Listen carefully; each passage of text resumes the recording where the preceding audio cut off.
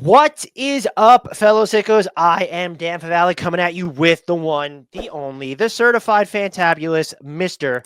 Grant Hughes. We're here to talk about Matthew Stafford re-signing with the Rams. It looks like breaking news. We're recording. Oh wait, sorry, that's wrong podcast. We have our own NFL show, of course.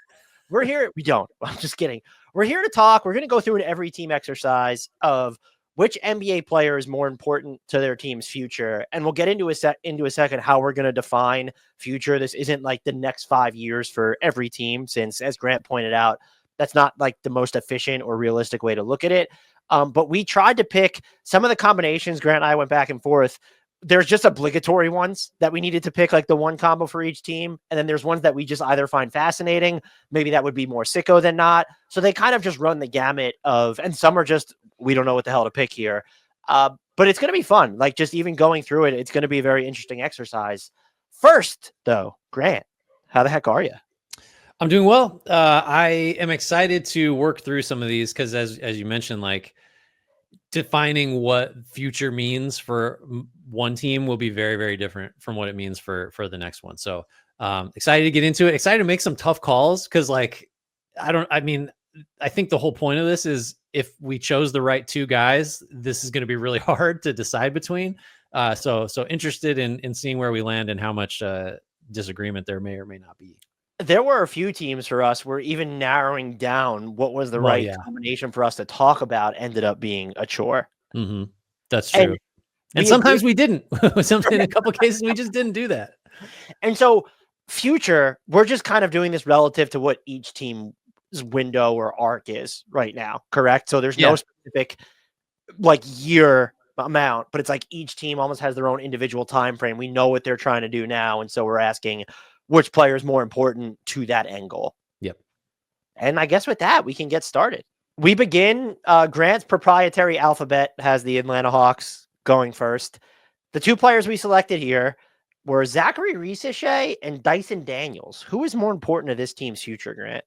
So I think I got to go Risacher, and tell me if you feel this way. It's like it has as much to do with sort of the investment in him, which is the number one overall pick. That guy sort of has to matter a little bit more. I think like the best version of the Hawks, like I think it's fair to say Daniels is just a better player right now, even though Risacher has looked pretty good lately in particular. I think we know roughly what Daniels is, and we know roughly like what kind of ceiling that type of player has, which is like maybe the best perimeter defender in the league, and the offense you get from him is kind of gravy. And it's never, he's not going to be a 20-point guy, not going to be a high volume, high accuracy 3-point shooter. So it's like he fits in a bucket that we kind of understand. Risacher just, he needs to have a higher ceiling for Atlanta to really be, special at some point in the near to midterm future. So I think it's just him for me. What do you think? I would agree with you. I think also a huge part of it too is when you look at the contract situations in this case. Dyson Daniels is coming up on his next deal. Risacher has 3 more seasons before his next deal would kick in. And so you combine that with the investment, and then just with the, you kind of mentioned this with Dyson Daniels' defensive limitations. Risacher might not have that. Maybe it's too soon to just say this, but he doesn't seem like someone who has that superstar upside, but he is the archetype that every team seems to desire, where it's someone who will hustle away from the ball, work really hard on defense, and then in theory, like, can then also hit threes. And so if the self-creation aspect isn't there, the fact that he checks so many different boxes could be called a two-way asset, where Dyson Daniels, he can do stuff on offense when you look at the floater, when you look at some of his passing, but there's going to be like real restrictions there, even as a compliment, that Risacher in theory should not have. And I think too, this may not be the case for every tandem we talk about, but like because of Daniel's limitations, it's very important that Risacher hits like a couple of the key parts of his potential, which is the shooting in particular. Like if Daniels is going to be out there, which you would assume they want both of these guys around for several years, like Risacher is the guy that can make it easier to have Daniels on the floor. Whereas like, I don't know what Daniels would need to do to be like, okay, now we can accommodate Risacher, because Risacher is not in theory that kind of player. He's the kind of player that allows you to have quote unquote one-way guys or limited guys, because he can fill in a little bit of everything. Daniels is like, he's got a specific job that you need to and because he's not an elite offensive player or shooter, Risache can help him be like, okay, well, he can be on the floor because we can get shooting or whatever and a little playmaking from Risache. Do you think there's a case, because one of the combos we bandied about was Risache or Jalen Johnson? Does he have any case to be more important than Jalen Johnson when you consider the sheer breadth of time that Jalen Johnson has missed through the first 4 years of his career now? I don't think so. I think wouldn't you say that if Risache got to the level that Johnson has been at when healthy, like the Hawks would be like ecstatic. Like, Yeah. I think Johnson has gotten to, he hasn't made an all-star game, but like he's someone you talk about in that range. His all injuries are a bummer. I want to make that clear, but he seemed like he might have been tracking towards most improved player last year had he played enough games. And this year he might have received all-star consideration had he never gotten hurt. So that just really sucks. Yeah. Who we got next, Grant? Boston Celtics here. So this, you could have gone a lot of different ways and the Celtics are contenders and defending champs. So future is different for them. Jaylen Brown or Derek White? What do we think? So I think it's Derek White. And I'm not saying this because I think that Derek White is the better player right now, nor do I actually think that he is going to be the better player in the future.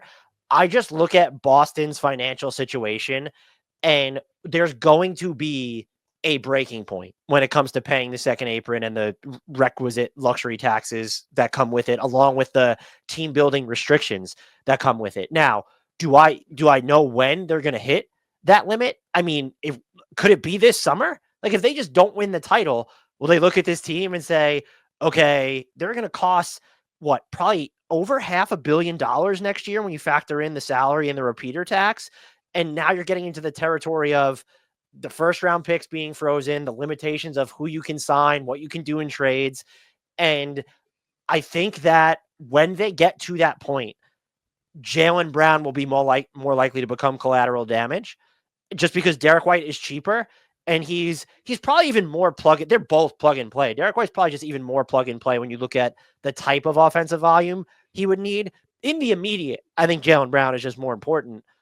Where do you sort of, because by the way, what would make me wrong, just to undermine my own point, is if the Celtics decide we're going to wait this out at least another year, and then organically KP comes off the books, you can figure out what you want to do with Drew Holiday at that point as well. So there is just a scenario where it's Jaylen Brown, Derek White, and Jason Tatum are the future for the Celtics.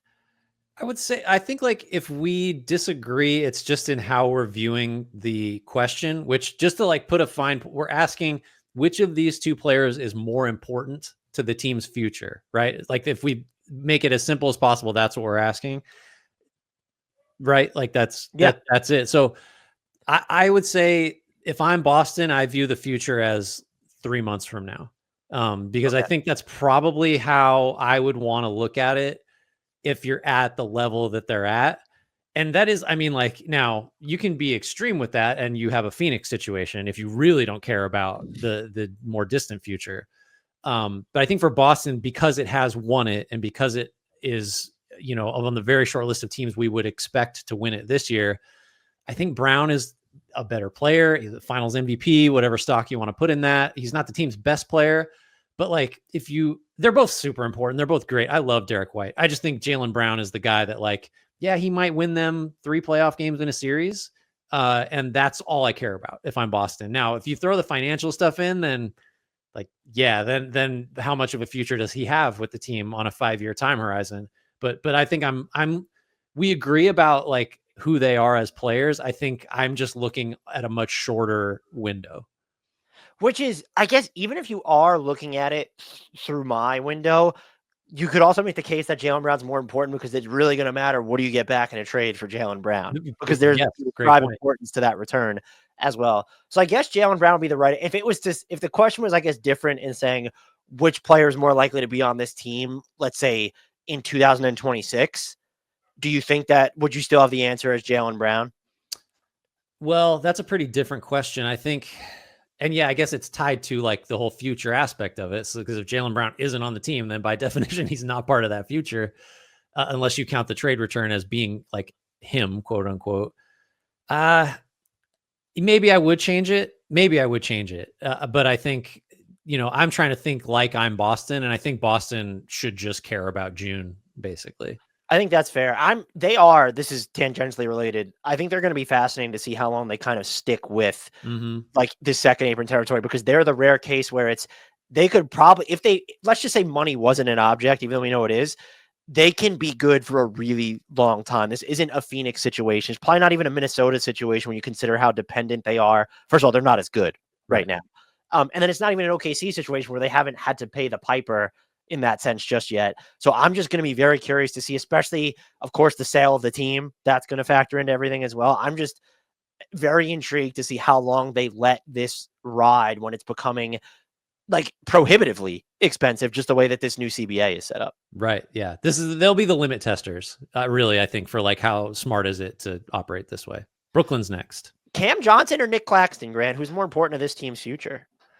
Man, so Cam Johnson is still on the team, which maybe we should note because everyone assumed he would not be after the trade deadline. So I think that raises the question of like, did Brooklyn just hold out because it got a bunch of offers and it thought Johnson would command more later? Or were the offers actually not like as great as they thought they'd be? Because when we're talking about Johnson, I think we are talking about like, what's the trade return going to be because of where Brooklyn is like in its trajectory. This is like phase 0 of a rebuild. So I think I think it's Claxton actually, because I think the best version of Claxton is like a fringe all defense guy. He blocked like 30 shots in a 10-game span towards the end of February. I think, and because he's under contract, they just re-upped with him for longer. I think I lean Claxton because I think Johnson on the Brown theory might just be gone. And so longer term, I think maybe Claxton matters more. This is a tough one though. There's going to be some of these where it's just, I don't know the right answer. See, and I think I ultimately agree with you here, but I gave a lot of thought to this as of right now anyway, this is a 2-year rebuild. And Cam Johnson can fit on any iteration of the Brooklyn Nets. Like it doesn't matter who you put around him, and just the spacing in general. I think if we identified their biggest need, it would be like get a primary playmaker, like someone to run the offense in there around a super young prospect or just a raw prospect in that role. Having Cam Johnson to me is way more valuable than having Nicholas Claxton. However, I look at how good the Nets were this year. Like even after trading Dorian Finney-Smith and Dennis Schroeder, they've won too much. And so I think they're going to get to the summer and they're going to say like Cam Johnson just like, we can't, because they're not going to have as high lottery odds as they were expecting. Like they probably wanted to be in the top 4 or 5. And now we're kind of wondering, we're not even wondering, like Philly just has the power to out tank the Nets at this point. So I'm going to lean Claxton as well. And I think there's something to the effect of, could he be the base of your entire defense? Where the answer to me is probably yes, where he does like, he's probably better like switching than doing a lot of the conventional big man stuff, but he does a lot of the conventional big man stuff just fine as well. And then the contract situation too. But I really do think Cam Johnson has a case. Yeah, no, I struggle with it. I think you could go either way here. Next up is Charlotte, Grant. This is LaMelo Ball or Brandon Miller. What do we think? I think you know what I think. The answer to me, I mean, if we really wanted to put on like our C-suite suits, it's LaMelo Ball, like putting butts in seats, just use the all-star voting in itself. Like if you want the Hornets to be a draw, even when they're not great, it's LaMelo. But to me, it's still LaMelo because Brandon Miller this year, I don't think that he necessarily regressed before his injury, that fractured right wrist. Can't say his fractured right wrist. He just didn't like, it felt like lateral, or at least offensively, it felt lateral. There might've been some subtle improvements on the defensive end where I thought he was really good last year. But I look at teams that are rebuilding or in a transition phase or looking at a long-term window more so than like Boston, like you said, is only going to consider June. Who can be the driving force of everything on offense? And that's, to me, when you're rebuilding, that's priority numero uno. We don't have any evidence that a healthy LaMelo can't do that. Yeah. And honestly, I think we have enough evidence to say that given the talent around him and the fact that when he's on the court, they have a league average or better offense, that he can do that. And so it's a matter of, well, can he stay healthy? So that question is fair, but even if you wanted to say, and like how I viewed it with Boston, well, Brandon Miller's definitely going to be here for longer, which might just speak more to the way contracts work. LaMelo Ball then becomes incredibly important if you think that he's not long for Charlotte because of what you're going to get in return for him. And so I think the answer to me here is still pretty clearly LaMelo. I agree. I think it's a question of player types, really, and it's early enough in Miller's career where this is a risky like tack to take. But Miller is a complimentary second star, I think. Maybe he does a Paul George thing where for a while there he becomes something more than that. But LaMelo is like the singular driver. Like if LaMelo is like maximally successful in becoming like what he should become, he's a primary shot creator and offensive engine in a good offense. And like, that's the thing you need to have. And Miller, I don't feel like is that player type. He has other advantages over LaMelo, but like LaMelo is in theory is the hardest thing to get. And so he just has to be more important big picture wise. Yeah. So, well, I thought maybe you would say Miller in there. I'm not going to lie. Oh, wrong. We are on to the Chicago Bulls. Modest Buzelis or Kobe White, Grant? Who's more important to the future? I mean, we'll have to trot out the whole, like, how much future does Kobe White have because his contract's too small to realistically extend. So unrestricted free agency looms. White has, I think, been like a couple different times, like not an all-star, but where you like, we've at least like thrown his name out there when we're putting our teams together. Good offensive lead guard, potentially, like, but Buzelis just has the flashes this year, the like sort of mystery box aspect to, and really like if the Bulls, if there's any chance that the Bulls ever seriously do rebuild and just, turn it over, we're going to have a new core, we're going to lose, like, then Buzelis is frankly the central figure on the whole team. So like, it just has to be him.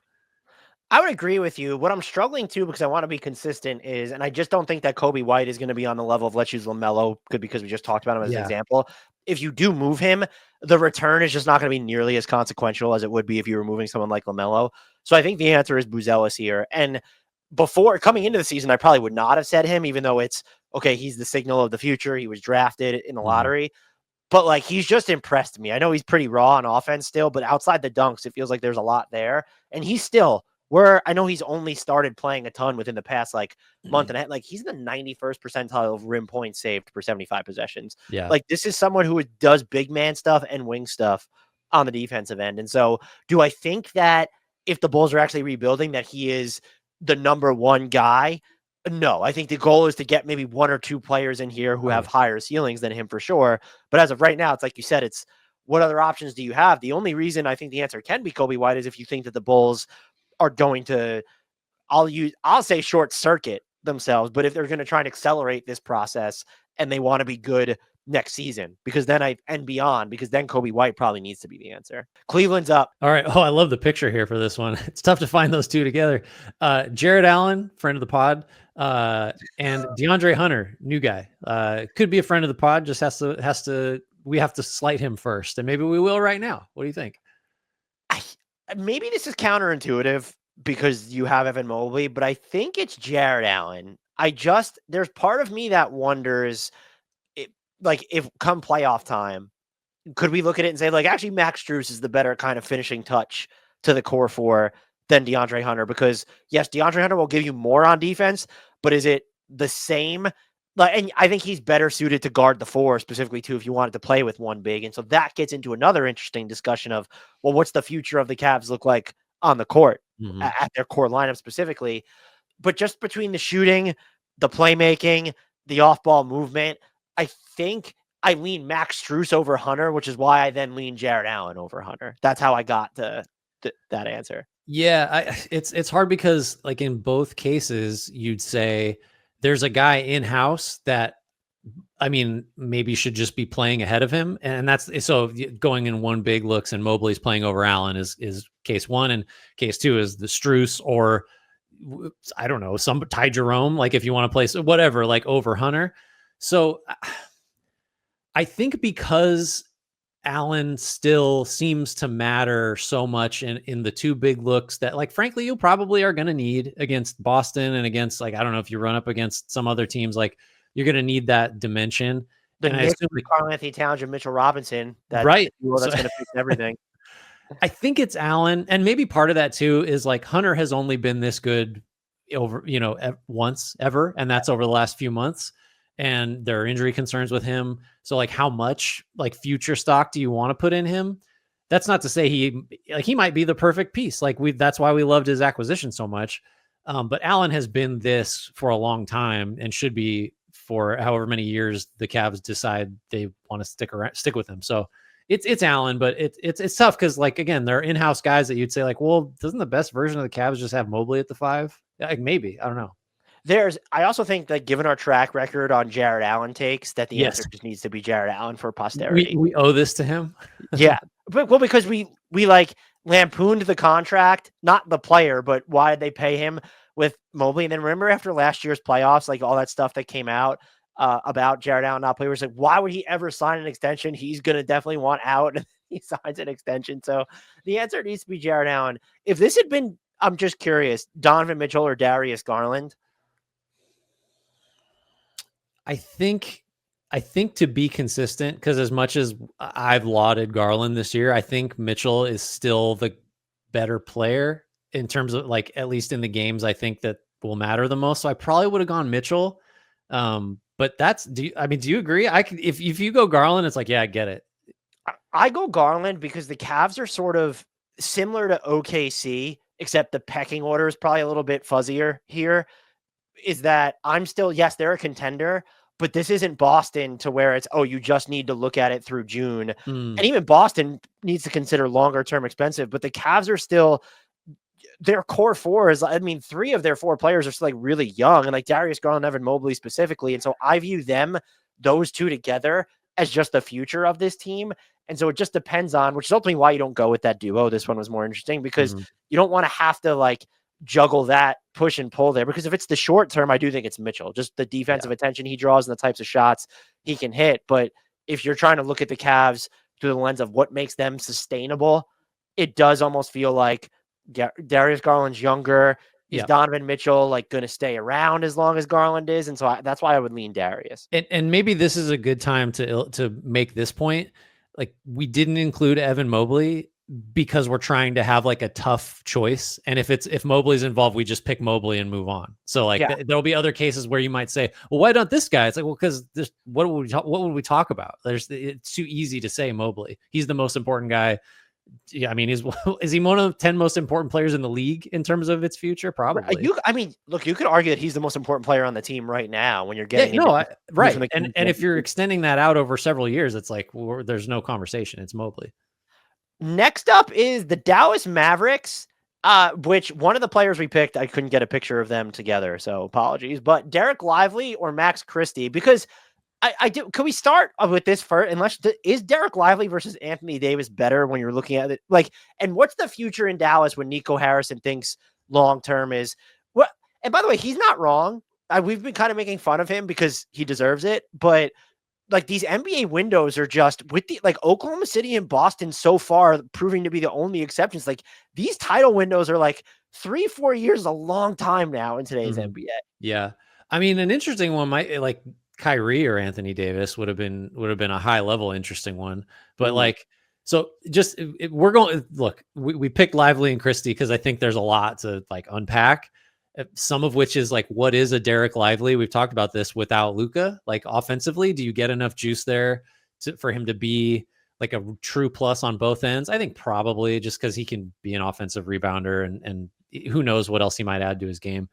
Christie has been really good since coming over, like way over 40% from 3, is doing some playmaking off the dribble. It has great size on the wing, good defender. So it's kind of like do you want an all defense center, or do you want like maybe a premium young 2-way wing that like is perfect against the Jason Tatums and Jaylen Browns and go down the list? I think I still lean Lively because I just think the world of his defensive potential. Yeah. And so like, I'm going to go with the guy that might have a superpower over Christie, who I think is probably not going to be a high volume on ball, like kind of guy. So he falls more into the role playing. Like Risa Shea should love to get like to the Christie level. I think if we're talking about Christie today, Who knows if that's sustainable? So I lean Lively just because I think the defense is too valuable. Yeah, you hit the 2 points that I would have made. It's just he is someone who, if you told me he won a Defensive Player of the Year award, it would not shock me. I'm not going to predict it, but it wouldn't shock me. And then the bigger thing for me is, like, we would need to see way more on ball stuff out of Max Christie, because even now, like, he's not the most efficient, like, self starter, and he's not the best passer either. So we just don't have the evidence. You could counter that, as you mentioned at the top. They're like, well, what is Derek Lively without Luka? Because Luka's making Jackson Hayes look super useful right now. So, but I just think the defense from Derek Lively is like, that has nothing to do with Luka Doncic. So Yeah, I think the answer is him. Would you have gone between Kyrie or AD? Who would you have gone with? I think Nico Harrison kind of pretty clearly assigned Anthony Davis that label, right? Yeah, it would be hard though, because Kyrie does, like, on the LaMelo thinking of, like, it's so hard to find a guy that can just be your offensive engine. I think maybe because of I think Anthony Davis can, like, slowly decline and still be, like, a pretty close to, like, I mean, he's not a top 5 guy anymore, but he can play that way sometimes. Whereas Kyrie, as he gets older, I think it just gets too hard for a smaller guard to be at that level. So I probably would have gone Davis. I might go Kyrie, and I don't know if it's just because, I mean, like, he can be a free agent this summer. So doesn't that kind of give him more control? Because let's say Kyrie left. Do you think that changes Dallas's vision post Luka at all? Or do you think if this really was more built around, let's just be huge, physical, versatile on defense and try and, like, really muck up a lot of, like, some of these offensive teams, like looking at the West specifically, you have, I mean, OKC and Denver are probably like the 2 elites there, but even like maybe a Golden State. Well, I think it depends on how you're looking at it, because if you take Davis off this team, Lively and Gafford are still there. So you're going to be, you're going to get away with it up front.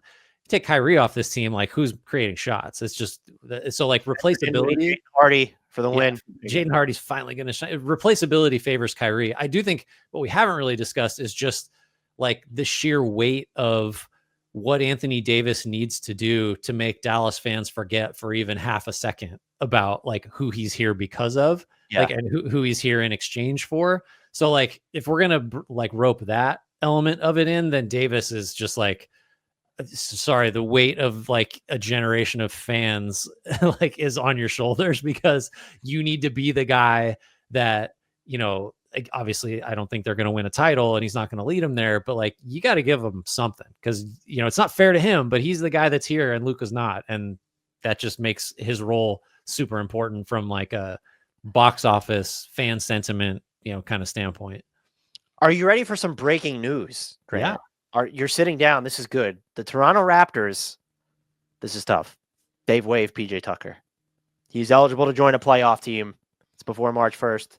Congratulations to whoever winds up with him, which I'm assuming will happen after we're done recording this podcast. For now, we are on to, I kind of forgot that he was still on the, like, Raptors payroll. Not gonna lie. Like, I wasn't necessarily sure where he ended up. We're on to the Denver Nuggets. Grant, Peyton Watson or Michael Porter Jr., who's more important? And was this your team? Did I just hijack it?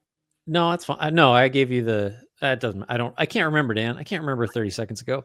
I'm going to go MPJ. I think one, because I'm going to start to fall into some grooves that I'm carving here. One, has a superpower, just a phenomenal shooter on a team that, like, desperately needs what he does.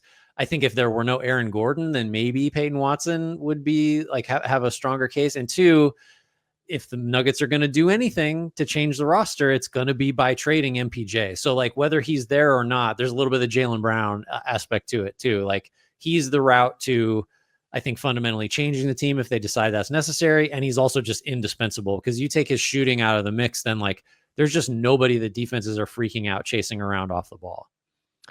Yeah, I think the answer is Michael Porter Jr. as well, especially because this version of Michael Porter Jr., where it's, put pressure on the rim, creating some of your own shots. I still think it's him, and then I didn't even really give the trade stuff much consideration, but I kind of like this team when you're looking at Peyton Watson's upside, and could you say, okay, like, the team's only going to get more expensive. Christian Brown's extension eligible. They just paid Gordon and Murray. You have Jokic. MPJ is going to be on a new deal soon. Like, how long of I guess it depends on what type of runway you're giving this team. But I think because of how they're using Peyton Watson on offense, the answer almost has to be Michael Porter Jr. to me. Like they haven't really tried to test out like, oh, let's have Peyton Watson like do some more ball handling. And he has not shown enough as a shooter to say, not that he would ever replace Michael Porter Jr., but I think the Nuggets could reasonably decide like, well, we prefer like athleticism on the defensive end around Jokic, because if they get moving away from the ball, we don't care as much. As honestly, I think they've telegraphed that a couple times already anyway. So, but I think the answer, especially with the way that he's been playing, has to be Michael Porter Jr., who's turned over the past 3 seasons and like one of the most durable players in the Right. NBA. Yeah. Who'd have thought? I think too, like to be consistent from my Boston Jaylen Brown thing is like, in trade stuff aside, like Denver's trying to win a championship now, and Porter just matters more in that effort. So if we shrink what future means, then it's Porter quite easily for me. Does Porter have a like? Is there any combination? Like, would you pick Porter over Gordon or Porter over Murray? No, I don't think so. No, I don't think so. I think Murray as the secondary creator is more critical than Porter's shooting. And I think Gordon's defense and versatility is like also more critical than the shooting. If we're just talking like over, between now and the finals. Yeah. It'd be different if like Denver's back, because I think you could say Peyton Watson might be able to replace a lot of what Aaron Gordon does, but like he's not going to replace the backup 5 minutes that Aaron Gordon can log when it matters most, and among other things, of course. But yeah, that ended up being a little bit easier than I thought it was going to be. Who we got next? We got the Pistons, and we may go off script here a little bit, but let's discuss Asar Thompson and Jaden Ivey first. In theory, the answer should be Jaden Ivey, because what do the Detroit Pistons need the most is like that the scorer who's not Cade Cunningham, the passer who's not Cade Cunningham. And I think that stuff in a vacuum trounces, look at what Asar Thompson can do on the defensive end. I'm still picking Asar Thompson because now we've seen even more of what he can do as a playmaker. If you want to get into, he has an extra year left on his rookie scale. But you could also say Jaden Ivey's not as redundant with anyone on the roster as Asar Thompson might be redundant to Ron Holland when you're looking at their limitations on the offensive end specifically. I would still go, and this might just speak to how high I am on Asar Thompson. I just think he's the second most important player on the Pistons moving forward. So I would pick him over Jaden Ivey, but because of Jaden Ivey's shot making capabilities, at least so far, he has a very clear path. Like if you said Jaden Ivey, I totally understand where you'd be coming from. So I think for me, it almost comes down to like, I understand there's a theory of the Pistons now based on how they've played lately, where it's Cade Cunningham and a hellacious defense, and you can win a lot of games that way. And I think that gets you into the mid 40s and maybe slightly higher than that, like win total wise. But I think if you want to go beyond that, then what you would need is someone like Ivy to have a ceiling a little higher than Ivy seems to have, like that type of player. Like maybe, like, I don't think Ivy is going to be a guy whose overall offensive game gets to the point where he's like, oh, that guy's an all-star. That's kind of what the Pistons would need, I think, if you want to go 50 plus wins and we're talking, you're a first or second seed in the conference type of thing. So if I'm putting like a lower, more realistic ceiling on it, Cade Cunningham plus defense favors Thompson, because Thompson is a guy, I think, short of like dominant big men, who can be the reason your defense is like a top 10 outfit.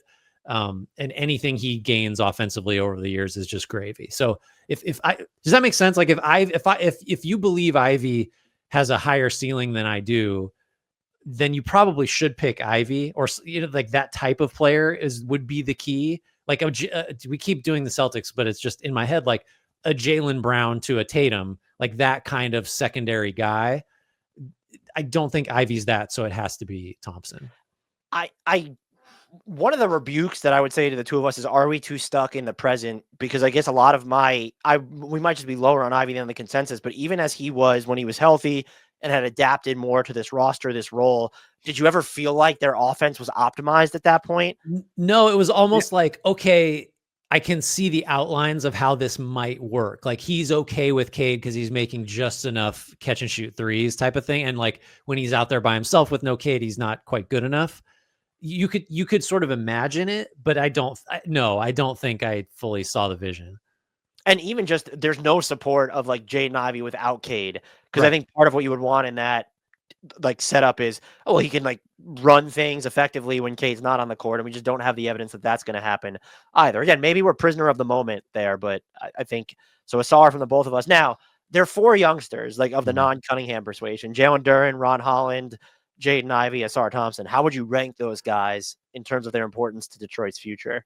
So Duren is the one that's so tough for me because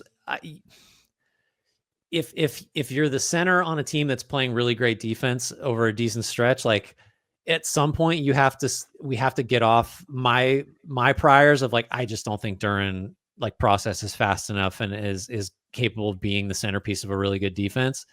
I, so it's still a SAR first, obviously. I think I would probably have Duren second.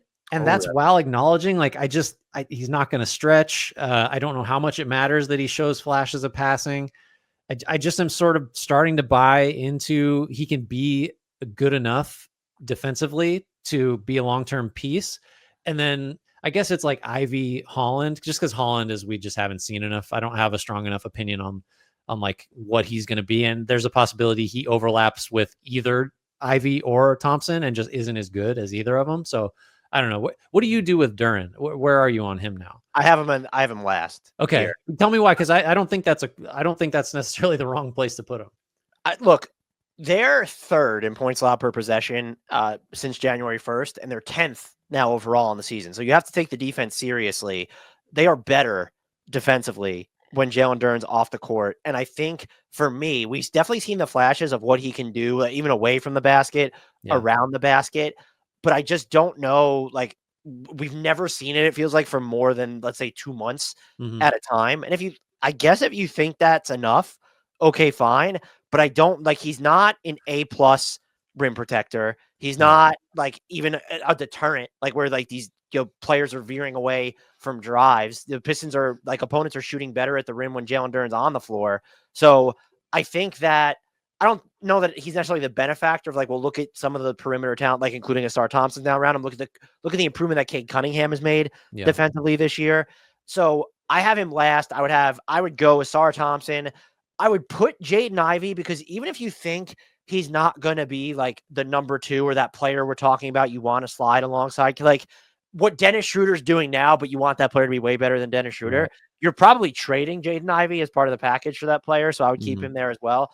Then I'll go Ron Holland, which I think is like with you. And we said this, maybe it was on the all rookie teams we were talking about. I don't have a strong impression of Ron Holland just yet, but there's still the mystery box appeal there. And there's limitations on offense. There's also feel as well. And so I'd go Ron Holland 3rd and then Jalen Duren 4th. But even that could be counterintuitive, because do you see, and we've seen it some this year, but like, do you see a reasonable pathway to Detroit playing Asar Thompson and Ron Holland a bunch to like, they're a staple together? And so if the answer is no, then like maybe I should be readjusting my order, but it would be Asar and Jaden Ivey 1 and 2 for me for sure. That's the hard part, because of those 3 of Thompson, Holland, and Duren, what I feel pretty good about is like all 3. I don't think, just because of the shooting, like if Duren were someone who could space a little bit, maybe you get away with two more wings that don't really space. It's I don't know. I have such a hard time with Duren. He's been one of the most like confounding. He's still really young for his experience level. He's got the frame. He's got the athleticism. Yeah. There's just like a lot to like, but there's a lot not to like. I think maybe this is more for me, Ivy's player type. I think maybe I'm not in love with, unless he just dramatically expands his game or becomes a super efficient shooter. And then Holland is like, I don't know yet. He plays really hard. I like a lot of what he does on both ends, but I don't have more than that. For the most part, I know Duren's about to get paid, and then Ivy will be extension eligible. These are good problems to have for them, at least. Yeah. Next up, the goal. This is good. If I did steal one from you, at least it allowed me to throw this one to you. The Golden State Warriors, Jonathan Kuminga or Brandon Podziemski? I don't. Surprise! I don't know if this will surprise you. Grant Hughes. It's not that hard for me. I think Podziemski can be a key player on a good team, and maybe a little more than that. I think he's just going to be limited by athleticism, by size, by his ability or lack thereof to create his own shots. I think Kuminga still, he's been, talk about confounding. Like, I think Kuminga's size and athleticism and like has a couple real offensive knacks that you just like, you have them or you don't, in terms of like his downhill burst and his lift and his quickness for a player that size. Like, that's just, 99th percentile stuff. I think it's Kuminga. I think it sort of has to be, because he's also sort of a real pivot point player, not just this season when he eventually does come back. It's supposed to happen on this road trip from his ankle injury. And then you have the huge decision on him this summer, where is he your fourth guy that you're going to pay 30 plus million? And if he's not, what are you getting for him? In best case scenario, sign and trade. And it's not just he takes another offer sheet, you don't match, you get nothing. Mm-hmm. So he's a pivot point in that regard too. Podziemski's, this is his second year. They don't have to make a decision yet. And the ceiling's just lower for Podziemski. Floor's higher, ceiling's lower. So that's where I land on Kuminga. So I would go with Pods, and the free agency with Kuminga doesn't actually bother me too much, because I don't think they're going to sign and trade him, just because base year compensation would make that all sorts of complicated, and they're not going to let him walk for nothing. And so, like, I don't view it as, I guess, as big of a pivot point as you do. I more appreciate that there's a median outcome for Brandon Podziemski where he's still super useful without needing to be a featured part of the offense. And I don't know. This is my interpret. Jonathan Kuminga's highs have been incredibly high. And like, I probably don't give like his skills when he's working off the dribble, putting pressure on the rim when he is on, like, I'm probably not giving him enough credit there, but I don't know like how scalable he is to, and we'll get the answer, like how he fits next to Jimmy Butler. But you have Butler talking about like, yeah, he can really guard, man. And I have not seen that consistently enough. And so if you're not plug and play to me at either end of the floor, it's cool that you have this 99th percentile outcome of stardom, but like, I would rather the guy who I think can be a key player. And we had the B Rich from Discord said that Podziemski is going to be the fourth best player on a really good team. I would rather take that guarantee than like, oh, Kuminga could be this. And part of that is, I guess, my own bias. I don't think Kuminga could be that, because I just haven't seen it. Right. No, it's kind of like if we were just, hey, I'm viewing it this way. We have the number one pick in the draft. Do you want the guy, the 4-year, he wasn't this, but just go with it, the 4-year senior who thinks the game great? You know, this guy is going to be maybe a starter for a long time, like maybe even a plus starter. Certainly by plus minus, he's going to be a big time plus starter. He's never going to be a star.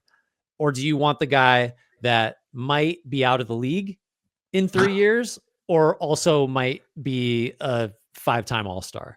And so I'm just going like, give me the upside and I'll just grit my teeth and hope he hits it. Because that is really what the Kuminga thing is. And I guess what's interesting here for you to say that then, though, because of the way you talked about Boston, shouldn't Golden State, Steph Curry's not getting any younger, they just traded for Jimmy Butler, shouldn't the future be the same for them?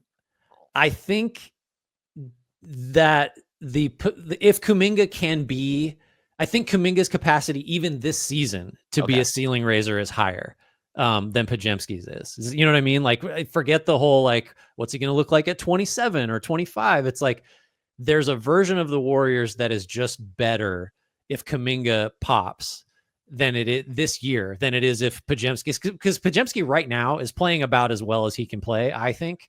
And he's playing very well. I just think the ceiling, even in a short-term situation, is higher with Kuminga being the best version of himself. We talked about this last week, so I don't want to belabor it, but if you had to zero in on one thing, then like, what is the key to Jonathan Kuminga coming back, being reintegrated? It's like, oh, wow, he has elevated the ceiling of this. Like, what is the part of his game that needs to be most consistent, or even just augmented relative to the way the team looks with Jimmy Butler now? This will feel like too like broad of an answer, but I would say leveraging his athleticism to like benefit the team in ways that don't involve scoring. So that means like being the on-ball guy that, because if you don't think, Butler's a good defender, but it's like Kuminga needs to be like the Wiggins role defensively, where it's like, go get Tatum, go get Luka. Rebounding, there's no reason Kuminga can't be like an elite rebounder. Especially now when it's pretty clear their core lineups are never going to have a real center in it. Right. Anyway. Running the floor. Hey, guess what? You're also faster than everyone that's on the floor with you. Like all that kind of stuff. Because I don't think, and again, this is the central like issue with him, is he wants to be on the ball creating his own shots. And that just like now that Butler's there too, like that just isn't it. It maybe in spurts, but he's got to be the guy that dominates the game athletically in ways that and be like a scorer who is scoring off of like hard cuts and running the floor and offensive rebounds and stuff. Any spacing he provides would be great, especially because of the lineups they're going to play. But you know what I mean? Like that kind of thing. Just leverage your use what you got, to be helpful. Yeah, that's actually really good. I probably would have just defaulted to the cookie cutter 3-point shooting because now you have Jimmy Butler and Draymond Green in your most important lineup. The bonus one here might be the more important one: Quentin Post or Steph Curry. I mean, I think Quentin Post is probably shooting a higher percentage from three. So you sort it out, Dan. We were talking about how numb we can be to Steph Curry. He drops 56 against the Magic the other night. He tied the single highest game true shooting percentage for anyone who dropped 55 in a game like that.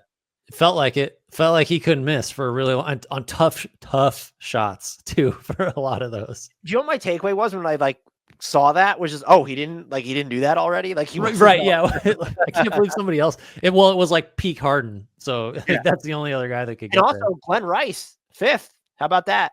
Could shoot it. We're on to the Houston Rockets. Who we got there? Yeah, this is another one we could have gone like 5 deep maybe. This is Amen Thompson or Alperen Şengün. What do we got? Am I being too caught up in the hype if I say it's Amen Thompson? I don't think so. I think as of right now, Şengün is more important if you want to orchestrate a more well-rounded offense. But that offense isn't necessarily great with him doing that. And so then give me everything else that Amen Thompson already is, plus what we still think that he could be. And I'm not taking in, imagine if he hits corner threes or something. I'm just more so we've seen some of the mid-range floater stuff. We know what he could do defensively. I don't know if he'll ever be the caps lock floor general who is running these more deliberate sets. And if you want to go heavy pick and roll, I don't think he'll ever be that guy. But he could definitely be a Giannis level of playmaker of getting going downhill, whether it's with or without a ball screen. So I think it's him. I think it's weird to say this because there's definitely stuff right now that Thompson cannot do, which is to say shoot accurately. But Şengün, I feel like if the spacing is never a threat, then I just don't know if he's good enough defensively to get away from being a pain. I don't know. I think it's Thompson. I just feel like Şengün has limitations that make it a little harder to see him as a core piece of a great team, which is tough because he's a core piece of a really, really good team today. And he's in his early 20s. And so why are we foreclosed? Does that, you know what I mean? Do you just, I just see there's just a few things that he's not going to be great at that maybe, I think he's better than Sabonis right now, but it's the same kind of thought of where it's he's a great passer. He can be a hub. He can score in the post, but he's not going to space. And I don't love him defending anything but centers. And so where's that leave you? Yeah, that's it. But it feels almost insulting to not pick him when, the coaches picked him as the all-star of this team. Interesting that you're just kind of casually saying Şengün is better than Sabonis. I don't know that I'm there. Defensively, sure. But I would be curious to see what Sabonis looks like if he had the talent in front of him defensively that Şengün has right now. Yeah. Because I think Sabonis as a scorer, I think is way better overall as a scorer. You don't think Zach LaVine and DeMar DeRozan are comparable to Tari Eason and Amen Thompson and Dylan Brooks defensively? Who would you have picked if we went with Reed Shepherd and Jabari Smith? Oh, wow. If I'm going to be consistent with the floor ceiling thing, I think I might have gone Shepherd. I assume you would have gone Shepherd. I think Smith's going to be a great starter, awesome defender, but is going to be a spot shooter for the most part. I think we know how I feel about Reed Shepherd. I want Reed Shepherd. If you're looking at this season, there is no the answer is Jabari Smith Jr. But you also, if you think Şengün's going to be around long term, and you think Thompson's going to be around long term, you get into some interesting.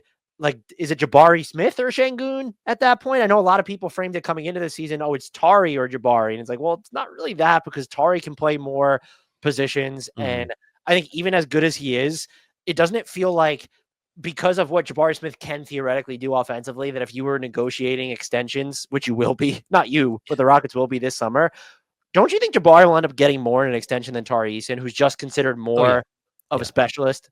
For sure. I think you just, it's a fit thing. One, like if you let Smith get to a point where somebody else is offering him, it's like the field of teams that he makes sense for is 30, and they would all view him as a potential starter. And Eason is just he doesn't have the true like 3 aspect. And I don't know, like I think Eason's really good, but he's a role guy, right? Yeah. Indiana Pacers. We have this is the obligatory one. Jarris Walker or Benedict Mathurin?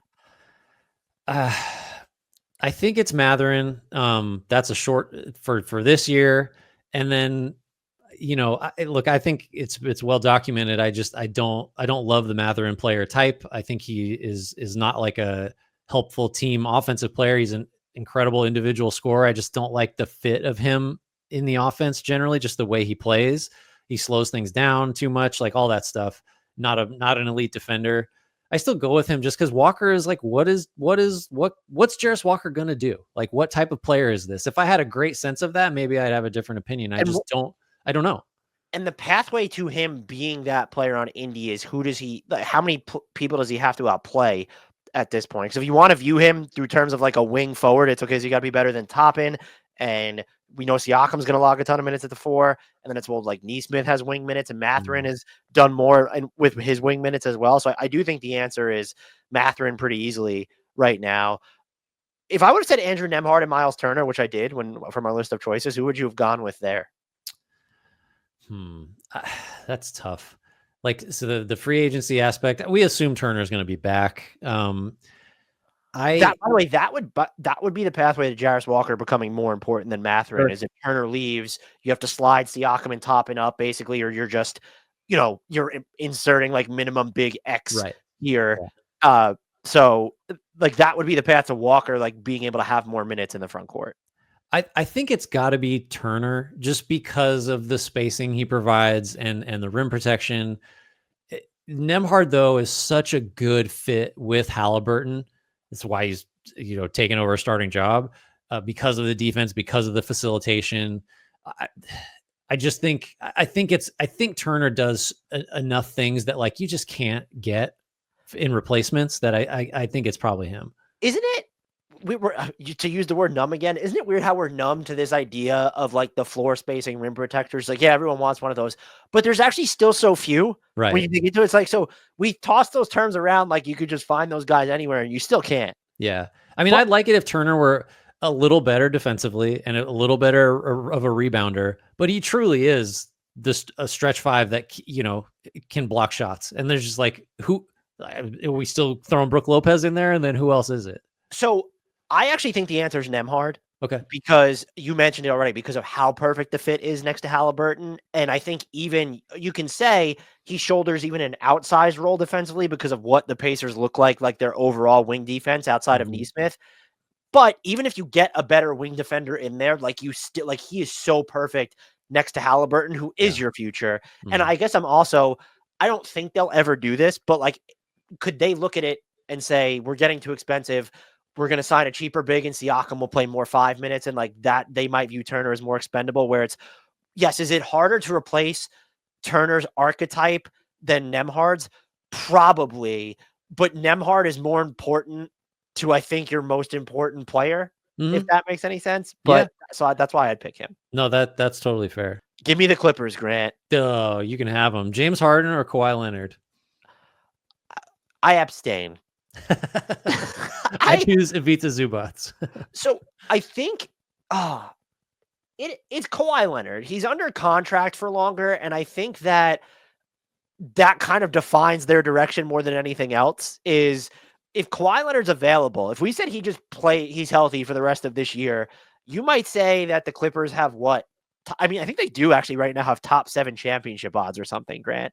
So he's your line. You're not going to say that if he's not healthy. He's your line to title contention, as scrappy as they've been without him. But then if you're looking to pivot, James Harden doesn't do anything for you. He might leave in free agency if he opts out, or I'm sure you could move him, but you're not going to get a haul. I'm not saying you're going to get a haul for Kawhi Leonard, but if the trade deadline was today and you were moving both of these players, don't you think you would still get more for Kawhi Leonard than James Harden, even with the longer contract and the questions about his health? And I'll make it clear, I think it was kind of ridiculous that James Harden made the All-Star game this year, but I do think that James Harden, the durability, the stuff that he provides that no one else does on this team, he's been good. So I just want to, before we have the Harden stands getting angry.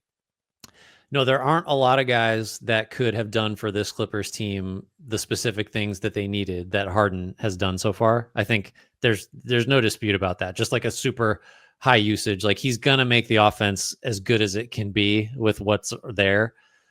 I still, if I'm giving up trade packages, I'm giving up more for Leonard. Like Harden, we've talked about it. Harden just is someone that the fit is tough. If you have another real star, you're going to play a certain way. You're going to have all these concessions that he creates that you've got to cover for, which the defense has this year. That's been impressive. The injuries are just going to be what they are. But like, I don't know, if you're betting on durability over the next 3 years, I think is Kawhi really that much bigger of a risk than Harden is, given the mileage, the age, all that stuff? Probably, but I still go Kawhi. This was maybe the least interesting team to pick a combo from. I thought about Norman Powell versus Zubats, but that's like, it's Zubats. Yeah. Just, you want the all defense center.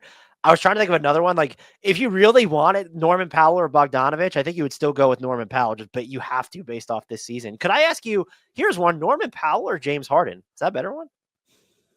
Then I think it's Harden, weirdly, because I think we both probably would have put Powell on the All-Star team over him. But I think Harden is just he's just more of the engine type. That we're talking pretty short time horizon for both of these guys, because they're both, at stages of their careers where you're not thinking about 2030. I think it's probably Harden, even though, like, I don't know, Powell's arguably been better. He's more plug and play, though. And so it's just like, I don't know what time horizon they're working with, because when you willingly let Paul George leave, it turned out so far that it looks like it was the right decision. But what was their plan was not to, we're going to be like one of the 4 best teams in the West and contend. That was not the plan. No. The Lakers, Grant, another team that wasn't really interesting. You can't put, it's just Luka's the answer to everybody. Mm-hmm. But given the window within which they're operating, LeBron James or Austin Reeves? Yeah, you could overthink this. I think it's just LeBron. We were talking off air, like, he's playing like a top 15, top 20 guy right now. Sometimes looks better than that. Austin Reeves has been great. I'm really glad that, like, I never sold any Reeves stock. I thought the contract he signed was insanely cheap. People thought it was bad, right? Well, who thought it was? It's crazy. He is capable of being a 1 or a 2, good shooter, can distribute, like, just belongs on a good team. But it's LeBron. Like, it's just still LeBron. Like, he's the guy that will be running the offense. I mean, well, Luka's there, but like, he's just a better player now, and the Lakers care about now. If you want to stretch it out and be like, okay, LeBron's gone, or LeBron just won't be here as long as Reeves is, and we're caring about like who fits with Luka, then, well, yeah, like, Reeves has got a little bit longer of a runway career wise, but it still has to be LeBron. And I think that they acquiring Luka was a long-term play, but like, long-term in today's NBA, per Nico Harrison, I don't even think he's wrong. 3 to 4 years is like, well, LeBron's probably there for 2/3 or half that anyway.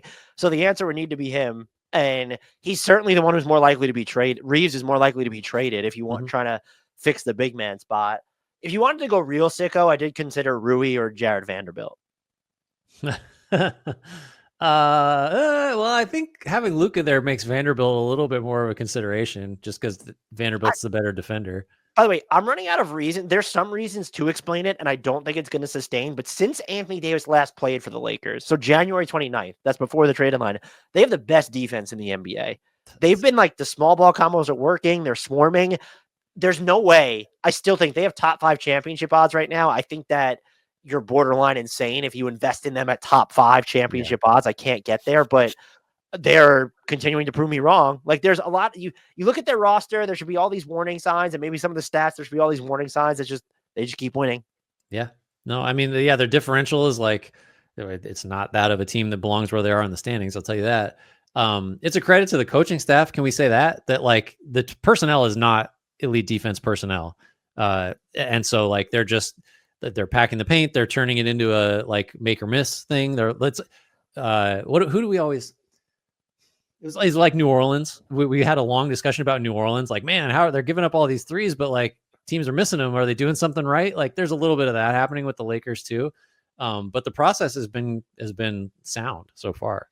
It's still mind-boggling because maybe Vando would have had a case for one of their two best defenders, but just given the availability issues, they traded their two best defenders to get Luka Doncic. That's why you just don't believe in it, frankly. Who we got for Memphis? We got the Grizzlies here. We'll do a couple. Let's start at the high end. Jaren Jackson or Ja Morant? Is this a safe space? Yes. I think it's Jaren Jackson Jr. I mean, he's already the bigger anomaly if he's going to end up with his third top 3 finish in defensive player of the year, or at least his second. And maybe it's by default because Wemby won't be available, but he might have 2 defensive player of the years. He's improved as a self-creating, like, offensive player, still not the best passer, still not the best rebounder, but he can play 5, but he could also play alongside literally any other big. He is the fulcrum of this defense, and you still have questions about the playoff viability in the sense of, okay, he's not going to go check this would be NBA Finals, but like Jason Tate, like you don't want him being the primary wing checker. That's why you're going to use Jalen Wells or even Vince Williams Jr. to do it. I just think that Ja Morant is fantastic. He's a great playmaker. He can do amazing things on the court. The shooting, outside shooting, is still a concern. The availability is still going to be a concern.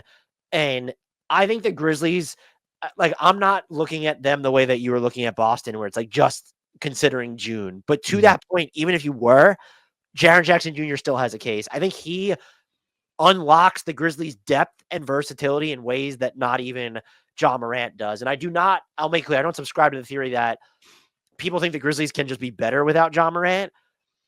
Like, maybe by way of trade, but like right now, you don't just take Ja Morant off the Grizzlies and they're better. That's not what I'm saying.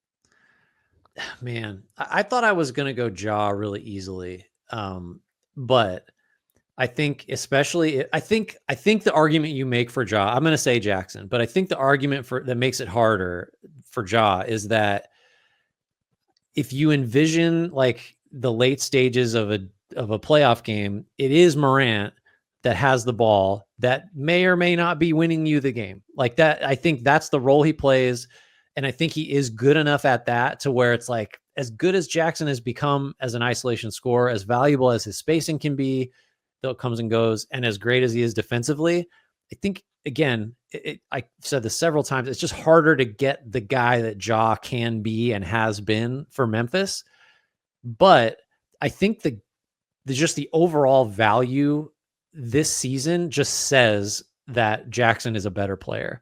And secondly, players like Morant, insofar as there have ever been any, I'm not super confident that there's going to be a long prime here, because we're not even talking like the athleticism is one thing. Like he's still he does things you can't believe, like from a speed, body control, change of direction, vertical leap, stamp, like that stuff is unbelievable.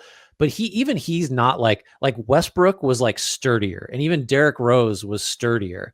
And those guys got real different when they lost a little bit of athleticism. And I think Morant is going to be more susceptible to that because he is so slight, where it's like do you know what I mean? I don't want to use, he's already missed time significantly because of injury, but I don't want to say fragile, but it's like, this is a star that burns real, real hot and then is just not going to burn for very long, I feel like. And what's interesting is I think I would like the less athletic version of Ja Morant more than Westbrook or Rose, because I think he's a way better like passer. Yes, and that you needed to slow things down, and it's traditional. Here's a ball screen. Like, we're going to give you some space and you have to be more patient with your dribble. You're not trying to blow by guys. I just think he would be better. What I would actually disagree with when you're trying to make the case for Ja Morant, though, I actually think that, and maybe this is too broad a way of looking at it, I think Jaren Jackson Jr. is harder to replace than, like, what is harder to do right now, to go out and get someone to run your offense in a way that you think, let's run your half court offense in a way that translates to the playoffs, or get someone like Jaren Jackson Jr. who is like, forget about defensive player of the year, but like maybe one of the 2 or 3 most versatile defensive players in the league. And then, yes, you're right. The shooting comes and goes with him, but still a floor spacing concept at least. And he can score like in ISOs now, like going downhill, like from dead stops. It's a good point. Do you feel better. I think maybe the Phoenix game the other night is like a little too much in my head, where Morant did look like the guy, and in a super high scoring game where he was just getting what he needed to. Do you feel better about if the last possession of the game, the ball is in Jackson's hands at the top, or Morant's? Because I think it can be Jackson, because he is really hard to guard.